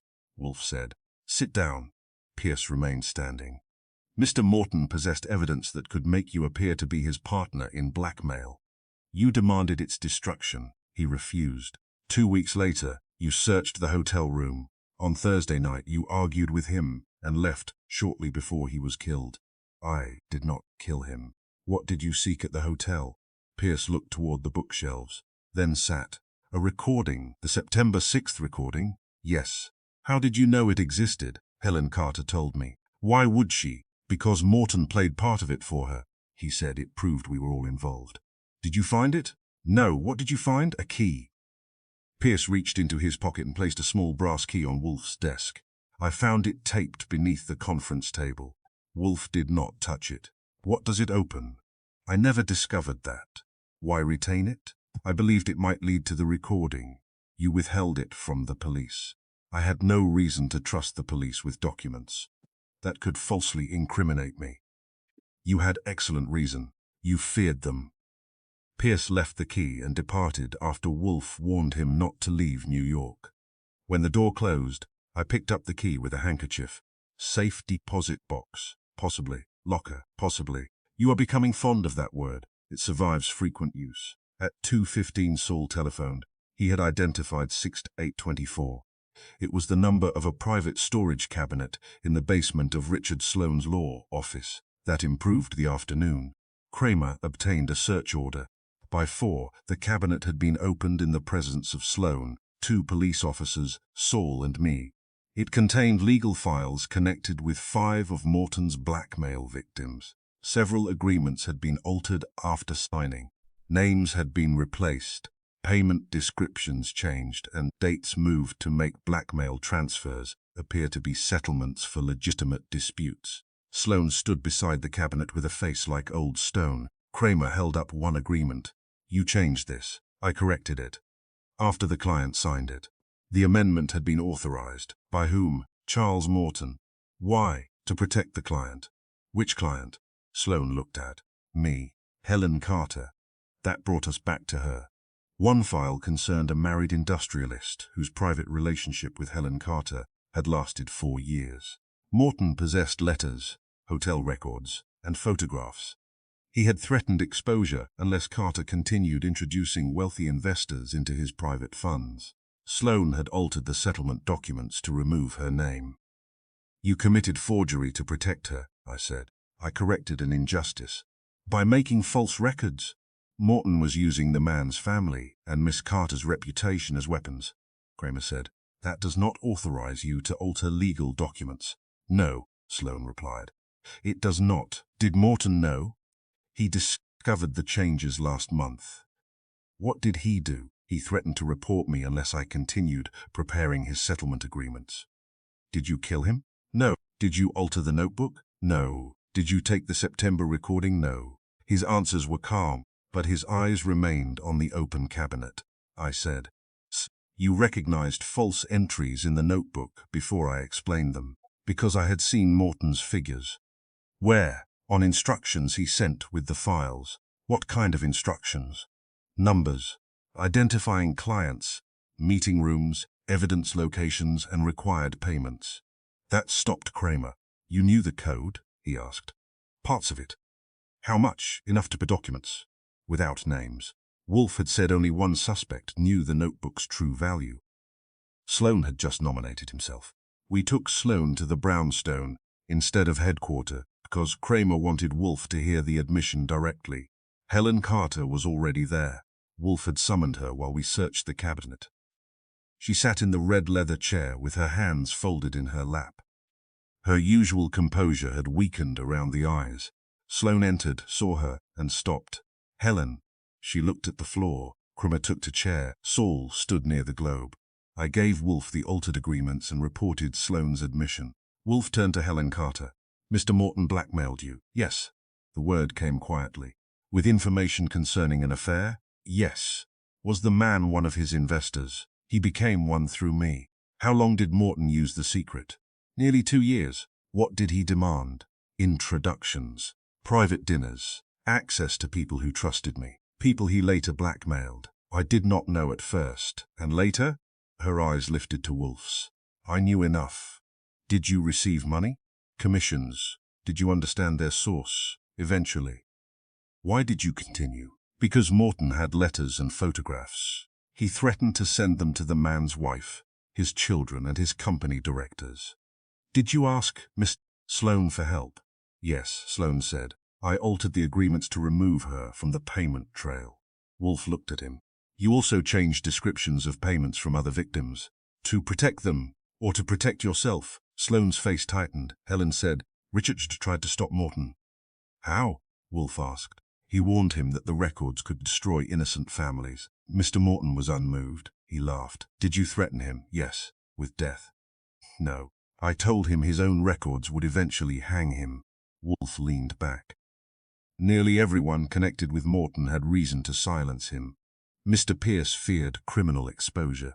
Miss Carter feared public disgrace. Mr. Sloane feared prosecution for altered legal documents. Mr. Cole and Mr. Pike feared what the West Haven records might reveal. Miss Grant wished to recover stolen money. Margaret Morton feared exposure of the past.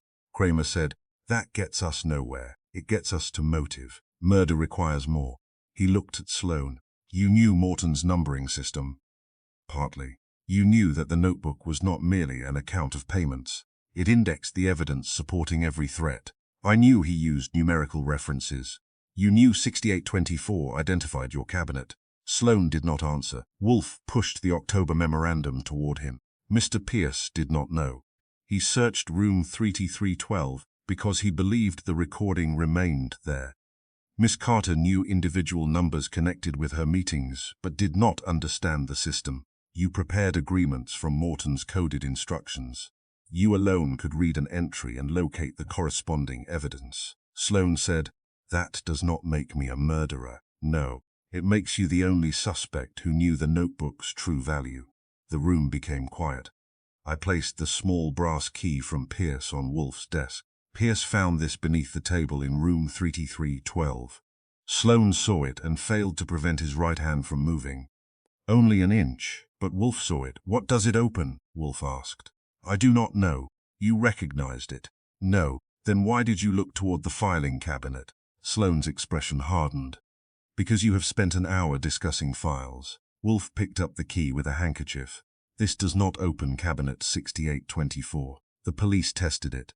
Therefore, Morton concealed another evidence cache." Helen Carter said, "The recording? Possibly." Sloane rose. Kramer stood too. Sloane looked at Helen. "You should never have come here." She stared at him. "Why?" He realized the sentence had escaped before he could revise it. Wolfe said, "Because her presence prevents you from controlling what she tells us." Sloane turned toward Wolfe. "You are arranging suspicions, not facts. Facts are often badly arranged before I handle them." Sloane left after Kramer warned him that a police officer would accompany him home. Helen Carter remained. Wolfe asked one final question. "On Thursday evening, did you telephone Morton after leaving his office?" "Yes." "At what time?" "Around 9:45. Did he answer?" "No." "Did you call Mr. Sloane?" Her face changed. "Yes." "What did you tell him?" "That Morton had refused to return the letters and photographs." "I told Richard that Morton intended to deliver copies to the newspapers on Friday." Sloane had therefore known that exposure was not a distant possibility. It was scheduled for the next morning. After Helen left, Kramer turned on Wolfe. "You think Sloane killed him?" "I think Sloane understood the notebook, knew the evidence locations, possessed an urgent motive, and could construct the locked room trick. He is an attorney, not a magician. The trick required waxed cord and knowledge of the door. Mr. Sloane visited Morton's office regularly." "What about the false telephone call to Laura Kent?" "A lawyer accustomed to dictating from Morton's recorded instructions may have possessed samples of his voice." Kramer grunted. "That is thin." "Yes." "Then why are we sitting here?" "Because Mr. Sloane has betrayed himself, but not sufficiently." I looked at the notebook pages. Pierce betrayed Morton by searching for the recording. Helen betrayed him by helping Sloane alter the agreements. Sloane betrayed Morton by protecting the victims. "No," Wolfe said. "Mr. Sloane betrayed the victims too." "How?" "He did not destroy Morton's code. He preserved it because it gave him access to every secret." That was the turn I had missed. Sloane had presented himself as the protector of Morton's victims, but by translating the coded instructions and preparing the settlements, he had learned where the evidence was stored and what each person would pay to suppress it. "He could inherit the blackmail operation," I said. "Exactly. Then killing Morton gave him control, provided he recovered the notebook and the remaining evidence. But he left the notebook. He lacked time to remove it. Instead, he altered 7 entries, hoping to corrupt the pattern and direct suspicion toward others." Said, "Can you prove he wrote them?" "Not yet." Wolfe looked at the brass key. "But this may permit us to obtain what he failed to find." The telephone rang. Saul answered it, listened, and handed the receiver to me. A police officer assigned to Richard Sloane was calling. Sloane had not gone home. He had disappeared between the brownstone and his office. I hung up. Wolfe closed his eyes. Mr. Sloane has decided to seek the final evidence before we do. Where? Wolfe opened his eyes and pointed at the key. Find the lock, Archie. Outside evening settled over Manhattan. Somewhere in the city, Richard Sloane was searching for the last secret Charles Morton had hidden. For the first time, we were searching for the same thing. Chapter 7. The fatal meeting. Richard Sloane had disappeared, but he had not gone far. At 9:30 Saturday evening, Saul Panzer found him in the basement records room of his own law office, kneeling before a steel cabinet with a flashlight, a screwdriver, and the expression of a man whose conscience had become too heavy to carry upstairs. The brass key Daniel Pierce claimed to have found beneath the table in room 3312 did not open cabinet 6824. It opened a narrow deposit compartment hidden behind the cabinet's rear panel. Inside were 3 reels of recording tape, a packet of photographs, and a sealed envelope addressed to Nero Wolfe. Sloane had reached the compartment before Saul, but he had not opened it. The key was still at the brownstone. He had been trying to remove the entire panel when Saul entered. Inspector Kramer took him to headquarters. At 10:15, Saul brought the contents of the compartment to West 35th Street. Kramer came with him, accompanied by Pearlie Stebbins, and enough temper to make the front hall seem smaller. Wolfe was in the office, seated behind his desk. He had postponed going upstairs by 11 minutes, an act of sacrifice that Kramer failed to appreciate. The sealed envelope contained 1 sheet in Charles Morton's handwriting. If this packet is opened after my death, the numbered record has been discovered. The final September recording identifies the person who altered the system and attempted to control the evidence. Deliver all materials to Nero Wolfe. Kramer read it twice. Morton knew he might be killed, he said. He knew someone had learned of the notebook, Wolfe replied. That is not the same thing.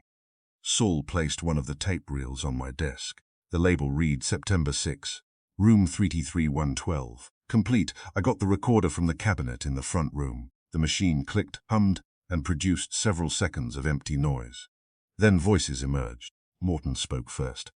You have all profited from my arrangements, Helen Carter answered. You threatened people who trusted us, Daniel Pierce said. Destroy the records, Charles.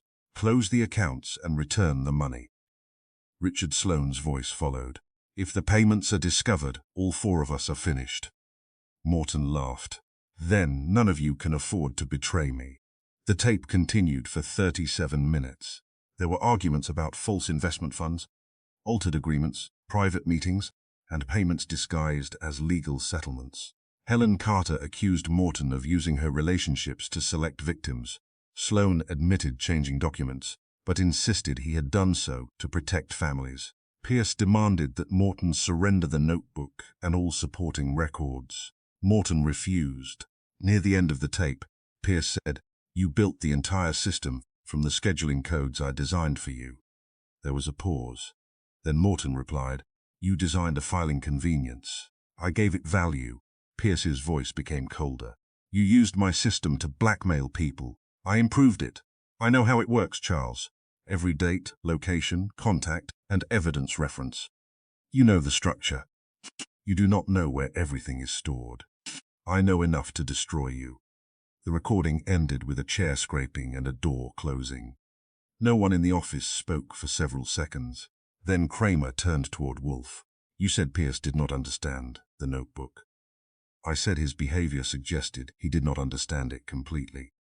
He just announced that he designed the system. Yes, you knew? I suspected. After Mr. Pierce produced the brass key. I looked at Wolfe. He said he found it under the table, an unlikely place for Morton to conceal a key. It was more likely taken from Morton's desk and later offered to us when Pierce feared we would discover he possessed it. Kramer planted both fists on Wolfe's desk. Pierce understood the code. He threatened Morton. Why did you spend all afternoon chasing Sloane? Because Mr. Sloane knew the locations of several files and had disappeared. A fugitive, should not be ignored merely because another man may be a murderer. What was Sloan doing in the basement, trying to recover documents that proved his forgeries? He feared prosecution and wished to protect Miss Carter. His conduct was criminal, but it does not place him in Morton's office at the time of death. Kramer paced toward the bookshelves. Pierce told us he left at 8:10. He lied. That came from Saul. He placed a second folder on Wolfe's desk. Inside were statements from a night elevator operator, a newspaper vendor, and a cleaning woman who worked in the building across from Morton Investment Company. The elevator operator remembered Pierce leaving the 12th floor at 8:12. He also remembered Pierce returning at 9:35, alone and without his overcoat. The newspaper vendor saw him enter the building through the side door around the same time. The cleaning woman saw a man matching Pierce's description standing near Morton's private office windows shortly before 10. Kramer read the statements. Why did none of them tell us before? The elevator operator thought Pierce was still in the building from his first visit, Saul said. The vendor did not know he mattered. The cleaning woman came forward after seeing Pierce's photograph in the newspaper, I said. So Pierce left, returned, killed Morton, and left again. Wolfe shook his head slightly. Do not rush. Sequence is the spine of proof. He looked at me. Archie, report what you learned from the company records. I had spent the afternoon at Morton Investment Company with Laura Kent and a stack of old procedure manuals. Daniel Pierce had not merely worked with Morton's scheduling system. 7 years earlier, before becoming a partner, he had designed it. The firm had once used numerical shorthand to protect confidential appointments. The first number indicated a date. The second identified a meeting location. The third referred to the principal participant. The fourth marked the file or evidence storage point. The fifth recorded the result. Pierce had assigned many of the original location and telephone codes. Morton later adapted the system for his blackmail notebook. He knew the grammar, I said. He knew the order of the columns, the location codes, and the purpose of the marks. Kramer pointed at the 7 false entries. Then why were the altered lines in the wrong order? Because Pierce wanted them recognized as false, Wolfe said. That silenced the room. I turned toward him. He deliberately used the wrong grammar. Yes, why? To direct suspicion towards someone who knew only fragments of the system. Mr. Sloan. Kramer frowned. Explain. Pierce learned that Sloan had translated coded instructions for Morton. If the false entries appeared clumsy, we would infer that the writer possessed partial knowledge but lacked full understanding. Mr. Sloan fit that description. And the anonymous message? I asked. Pierce sent it. The number 33112 directed us to the hotel, where records existed connecting Sloan and Helen Carter to Morton's blackmail meetings. He was feeding us and protecting himself. Kramer picked up the October memorandum. Pierce demanded the evidence be destroyed. Yes, that was genuine. At first he wished to end the scheme. Later he learned that Morton possessed records, making Pierce appear to be a willing participant. His indignation became fear. The tape recorder sat silent on my desk. Wolfe leaned back. Mr. Pierce returned to Morton's office at 9:35 Thursday evening. He entered through the side door because the reception area was nearly empty. Morton admitted him. Their meeting appeared routine because Pierce was a partner and had visited earlier. What were they discussing? Pearlie asked. The destruction of the notebook and the supporting evidence. Pierce knew Morton intended to expose the entire operation on Friday. He also knew that the September recording proved his knowledge of the blackmail accounts. Morton refused, I said. Certainly.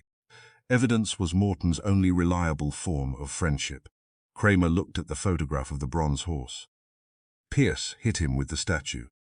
During the argument, Morton had turned toward the locked desk drawer, either to retrieve the notebook or to demonstrate that Pierce could not frighten him. Pierce took the bronze figure from the shelf and struck him above the right ear. One blow, Pearlie said. Yes, it was sudden, close, and fatal, Kramer said. Then Pierce opened the drawer. With the brass key taken from Morton's ring, he examined the notebook and added 7 false entries. He removed the September recording from the desk, but failed to find the complete copy hidden in Sloan's cabinet. Why was it hidden in Sloane's office, I asked. Morton enjoyed placing evidence where its subject would be blamed for concealing it. He had access to Sloane's records room and used compartment 68-124 without Sloane's knowledge. Sloane later discovered it. He discovered that Morton had used the cabinet, but not what the hidden compartment contained. That is why he fled there after seeing the key. Kramer tapped the desk. The locked room.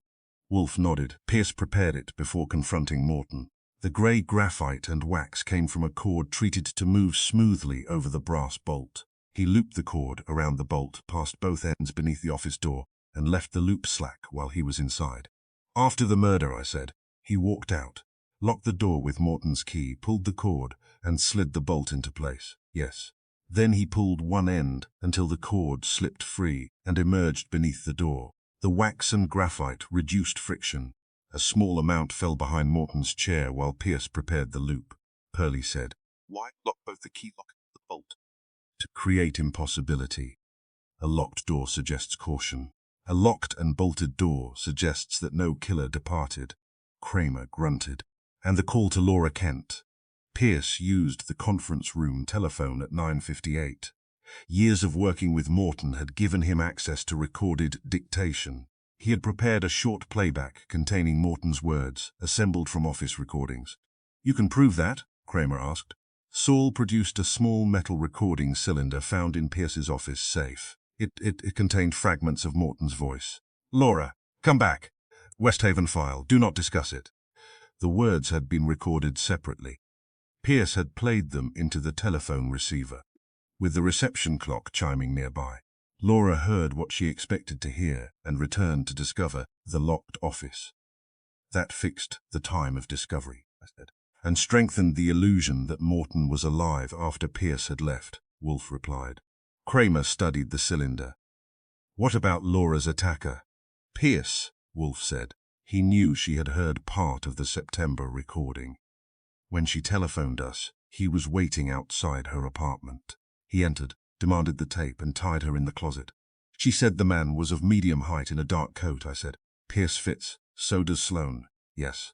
Pierce relied on that." Kramer looked toward the hall. "Where is Pierce now?" "Still at his apartment," Saul said. "Fred Durkin is watching the entrance." Kramer reached for the telephone. Wolfe raised a hand. "Do not arrest him yet." Kramer stared at him. "You have witnesses, a recording, the voice cylinder, motive, method, and evidence of the false entries. We possess a persuasive reconstruction, mister. Pierce will claim the cylinder was used for legitimate office work. The witness sightings are mistaken. The September tape proves only anger, and the cord trick could have been performed by another visitor. He will not explain the brass key. He will say he found it, as he already has." Kramer's face darkened. "What do you want?" "His admission that he knew where Morton kept the notebook before the body was discovered." "How will you get that?" "By giving him a reason to retrieve it. The police have it, Mr. Saw. Pierce knows that. But he does not know whether Morton kept a duplicate." I looked at Wolfe. "Did he?" "No. That makes the plan economical. Wolfe instructed me to telephone Pierce and tell him that a second coded notebook had been discovered in Morton's Westhaven file. The supposed duplicate contained full names instead of numbers and would be delivered to Kramer the following evening." Kramer objected. Wolfe ignored him. "I called Pierce. He answered on the third ring." "Goodwin?" "Yes. Mr. Wolfe asked me to inform you that Morton kept 2 notebooks. We found the second one." There was a pause. "Where?" That single word pleased Wolfe. "In the Westhaven file." "Who has it?" "Mr. Wolfe." Another pause. "What does it contain?" "The same encounters, but with names, including the person who returned to Morton's office Thursday night." Pierce's breathing changed. "I want to speak with Wolfe. He is occupied." "Tell him I will come now. Tomorrow at 9. Everyone connected with the case will be here." I said now. "Tomorrow." I hung up. Kramer said, "He may run. Then Mr. Durkin will stop him," Wolfe replied. "He may come here with a gun. Then you may earn your salary." Wolfe began arranging the office gathering. Daniel Pierce, Helen Carter, Richard Sloane, Raymond Cole, Samuel Pike, Evelyn Grant, Laura Kent, Peter Morton, and Margaret Morton would all attend. Kramer, Pearlie, Saul, and Fred Durkin would be present or nearby, I said. You already know Pierce killed him. I know how he could have killed him. Tomorrow he will tell us why he believed murder was preferable to exposure. Fear. Fear is a condition. I require the particular object. The notebook. No, the notebook indexed the danger. The danger itself was betrayal. Wolfe closed his eyes. Daniel Pierce had helped create a harmless scheduling code years earlier. Morton had transformed it into a map of blackmail, bribery, secret affairs, and altered accounts. Pierce had discovered that his own system could send him to prison. He returned to the office to demand its destruction. When Morton refused, Pierce used the bronze horse, the waxed cord, and a dead man's recorded voice to create a room no murderer could have left. It had been clever, but he had made one mistake. He had understood the numbers too well. Chapter 8. Wolfe solves the code. At 9 o'clock Sunday evening, Wolfe's office contained more secrets than chairs. Daniel Pierce sat in the red leather chair, which gave him the position of honor and the poorest route to the door. Helen Carter occupied a chair near the bookshelves. Richard Sloane sat beside her, grey-faced and stiff, with Inspector Kramer's warning against departure still fresh in his mind. Raymond Cole, Samuel Pike, Evelyn Grant, Peter Morton, Margaret Morton, and Laura Kent completed the audience. Saul Panzer stood near the globe. Pearlie Stebbins had taken a position beside the hall entrance, and Fred Durkin waited in the front room. Kramer stood near Wolfe's desk, with an unlit cigar between his teeth. On the long table lay the black notebook, the September recording, the brass key, the voice cylinder on Pierce's safe, and photographs of the bronze horse that had killed Charles Morton. Wolfe entered at 9 precisely. He crossed to his custom-made chair and lowered himself into it. His dark brown suit was faultless. A yellow orchid in a small vase stood near his right hand as if nature had supplied one civilized witness. He looked around the room. "Mr. Goodwin, are we complete?" "Yes." Pierce leaned forward. "You told me there was a second notebook. There is much to discuss before we reach it," Wolfe said. "You said it named the killer. I said it contained names." Pierce's eyes narrowed. Kramer removed the cigar from his mouth. "Let us get on with it." Wolfe looked at him.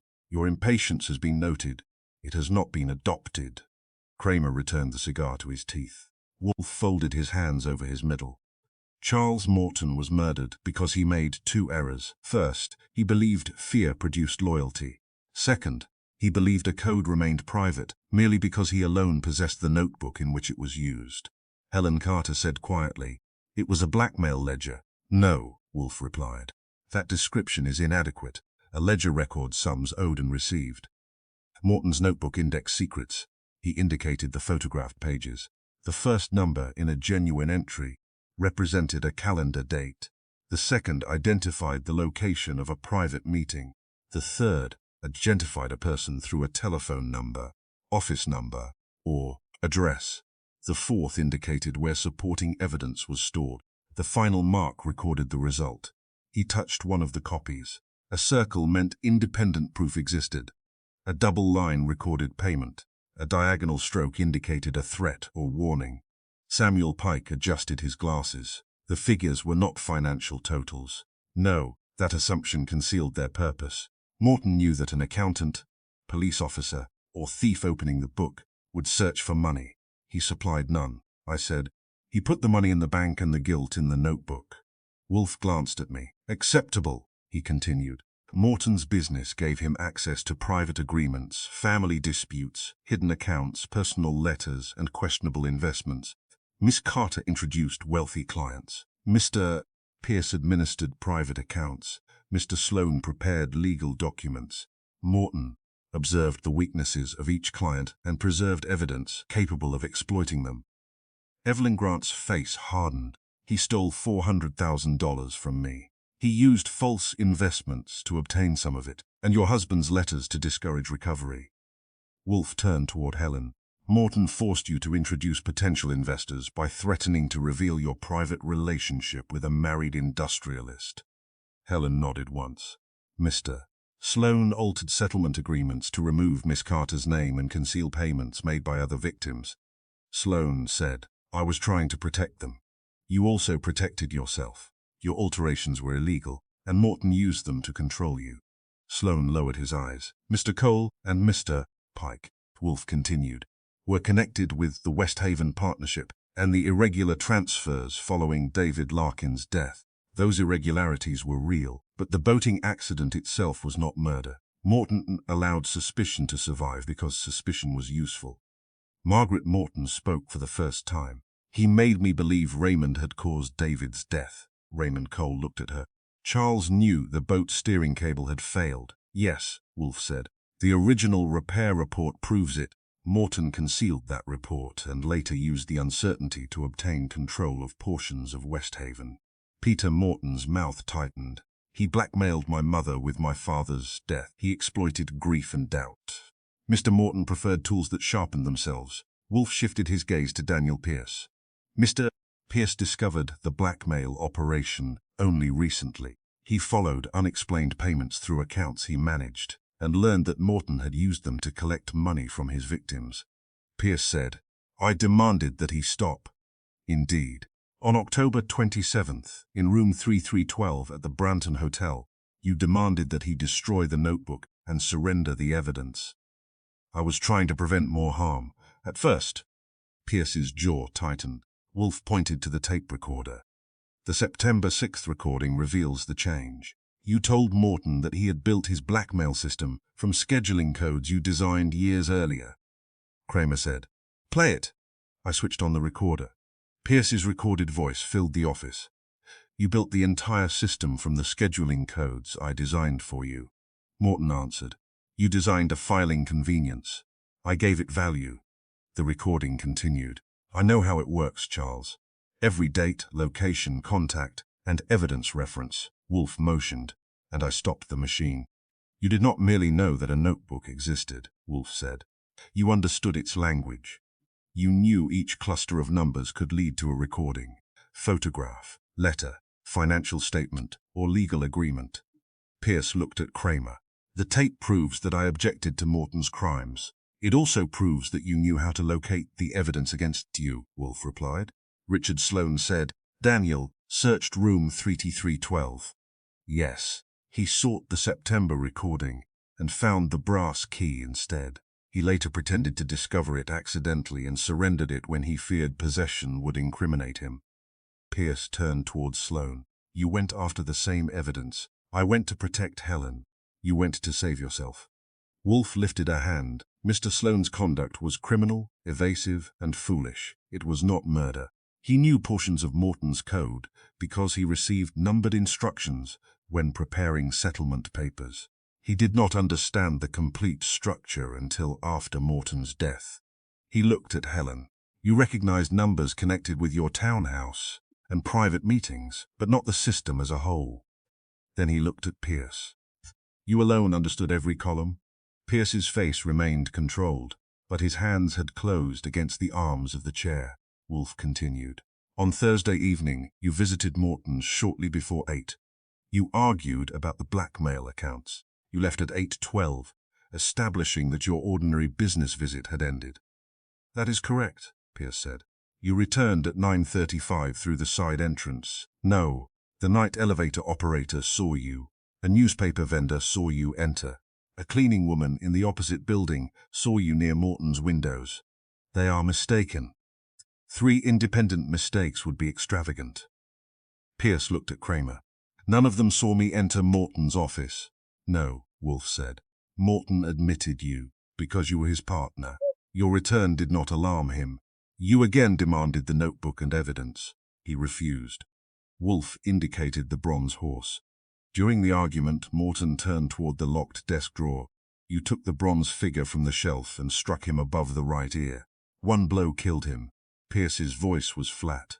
"You cannot prove I touched it. The statue had been wiped. That proves only caution. Other evidence is less obedient." Kramer produced a clear evidence bag. Inside was a short length of dark cord. "We searched your office this afternoon," he said. "This was in the back of your supply cabinet." Pierce stared at it. Wolfe said, "The cord's coated with graphite and wax. The laboratory has matched it to the residue on Morton's office door and the grey powder behind his chair." Pierce recovered quickly. "Hundreds of offices use treated cord." "Not for stationery," Wolfe replied. "It was prepared to slide around the brass security bolt. he explained the locked room. Before confronting Morton, you looped the cord around the inside bolt and passed both ends beneath the door. After killing him and altering the notebook, you left the office, locked the door with Morton's key, and pulled the cord from the corridor. The loop drew the bolt into its socket, Pearlie said. Then he pulled one end until the cord came free. Yes, the wax reduced friction. The graphite residue betrayed the device. Laura Kent looked at Pierce. You telephoned me. Pierce said nothing. Wolfe touched the metal voice cylinder. At 9:58, you entered the empty conference room and used this cylinder to make Miss Kent believe Morton was alive. You had assembled his recorded words from business dictation. I placed the cylinder in the machine and played the fragments. Laura, come back. West Haven file. Do not discuss it. The words sounded natural enough when separated by telephone noise and a chiming clock. You summoned Miss Kent to discover the body, Wolfe said. Her arrival fixed the apparent time of death after your departure. When the engineer found the door bolted from inside, you expected the police to accept an impossible room rather than search for a returning visitor. Kramer said. You also attacked Miss Kent after she called Wolfe. Pierce's eyes moved toward Laura. You waited outside apartment, Wolfe said. You wanted the September recording and feared she had explained Morton's code to us. You tied her in the closet and searched the rooms.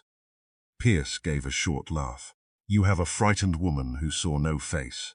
We also have a fiber from the scarf used to bind her, Kramer said. It matches the lining of a tear in one of your gloves. That was new to me. Kramer had saved it for the gathering, proving that he could occasionally keep a card hidden without announcing the deck. Wolfe selected the 7 false notebook entries. After killing Morton, you opened the locked drawer. You did not remove the notebook because its disappearance would announce its importance. Instead, you inserted 7 false entries. Pierce said, the handwriting is not mine. The figures were disguised. The structure was not. You deliberately placed the codes in the wrong order. Why would I make an obvious mistake? To implicate Richard Sloane. You knew he understood fragments of the code, but not its grammar. A clumsy alteration would suggest a partial reader. Sloane stared at Pierce. The anonymous message sent to this house served the same purpose, Wolfe continued. The number 33112 directed us to the hotel and toward meetings involving Mr. Sloane and Miss Carter. You wished us to find Morton's blackmail operation, while believing Mr. Sloane had killed him to suppress it. Pierce looked toward the black notebook. And the second notebook? Wolfe leaned back. There is no second notebook. A slight movement passed through Pierce's face. You lied. I provided false information to a murderer who had employed false evidence, a false telephone call and a false locked room. Complaint would be ungraceful. Pierce rose. Pearlie moved away from the door. Pierce remained beside the red chair. Then you have nothing that names me.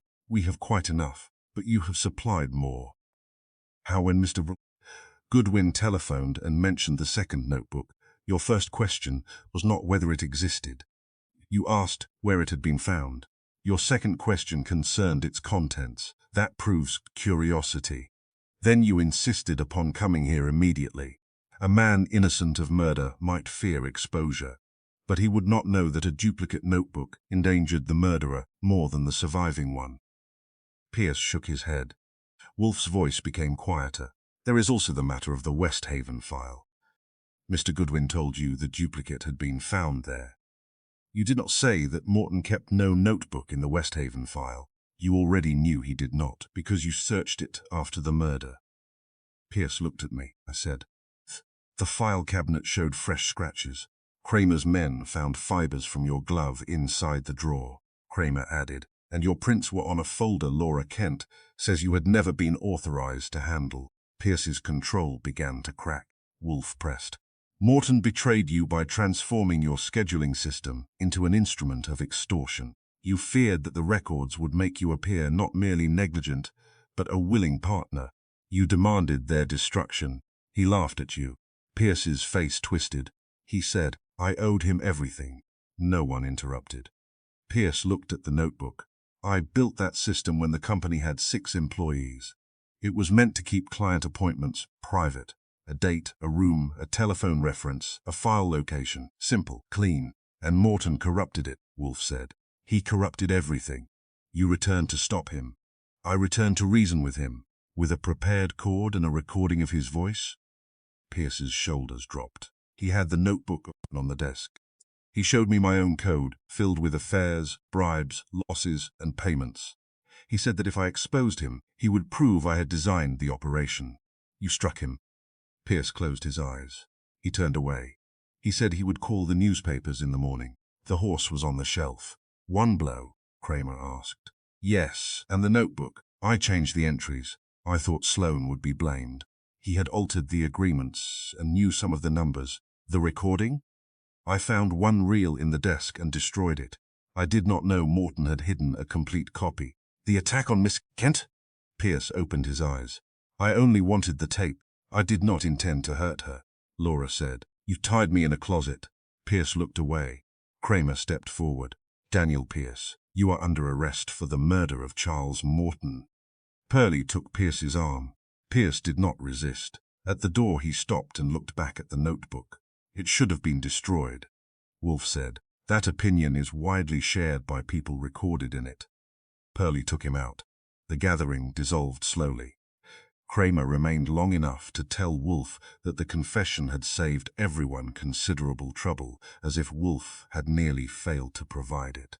Richard Sloan would face charges for altering legal documents and obstructing the investigation. Helen Carter agreed to help identify Morton's victims. Samuel Pike and Evelyn Grant would assist in untangling the false investment accounts. Raymond Cole and Margaret Morton left together to settle the remaining West Haven questions without Charles Morton's assistance. Laura Kent paused beside my desk. Will the notebook become public? Parts of it will be evidence, I said. The rest may remain sealed. She looked relieved and left. When the door closed behind the last visitor, Fritz entered with beer for Wolfe and coffee for me. The office returned to normal, or as near normal as it ever came after a confession. I looked at the black notebook on the long table. It looked worthless to everyone except the one man who understood exactly what it meant. Wolfe poured beer and watched the foam rise. Not worthless, Archie, unread. Pierce could read it. Yes, that was his misfortune. He designed the code and died by it. He has not died. You know what I mean? I prefer what you say to mean what you mean. I took a drink of coffee. Numbers caused a lot of trouble. Wolfe lifted his glass. Numbers rarely lie. Only the people writing them do. I considered mentioning the second notebook, which had never existed, or the false information we had given Pierce, or the fact that Wolfe had just solved a case by lying more effectively than the murderer. I decided to let him have the last word. The notebook remained on the table, its columns no longer meaningless. Every number now pointed toward a meeting, a secret, a payment, or a betrayal. Charles Morton had believed the code made him safe. Daniel Pierce had believed understanding it gave him control. Both had been wrong.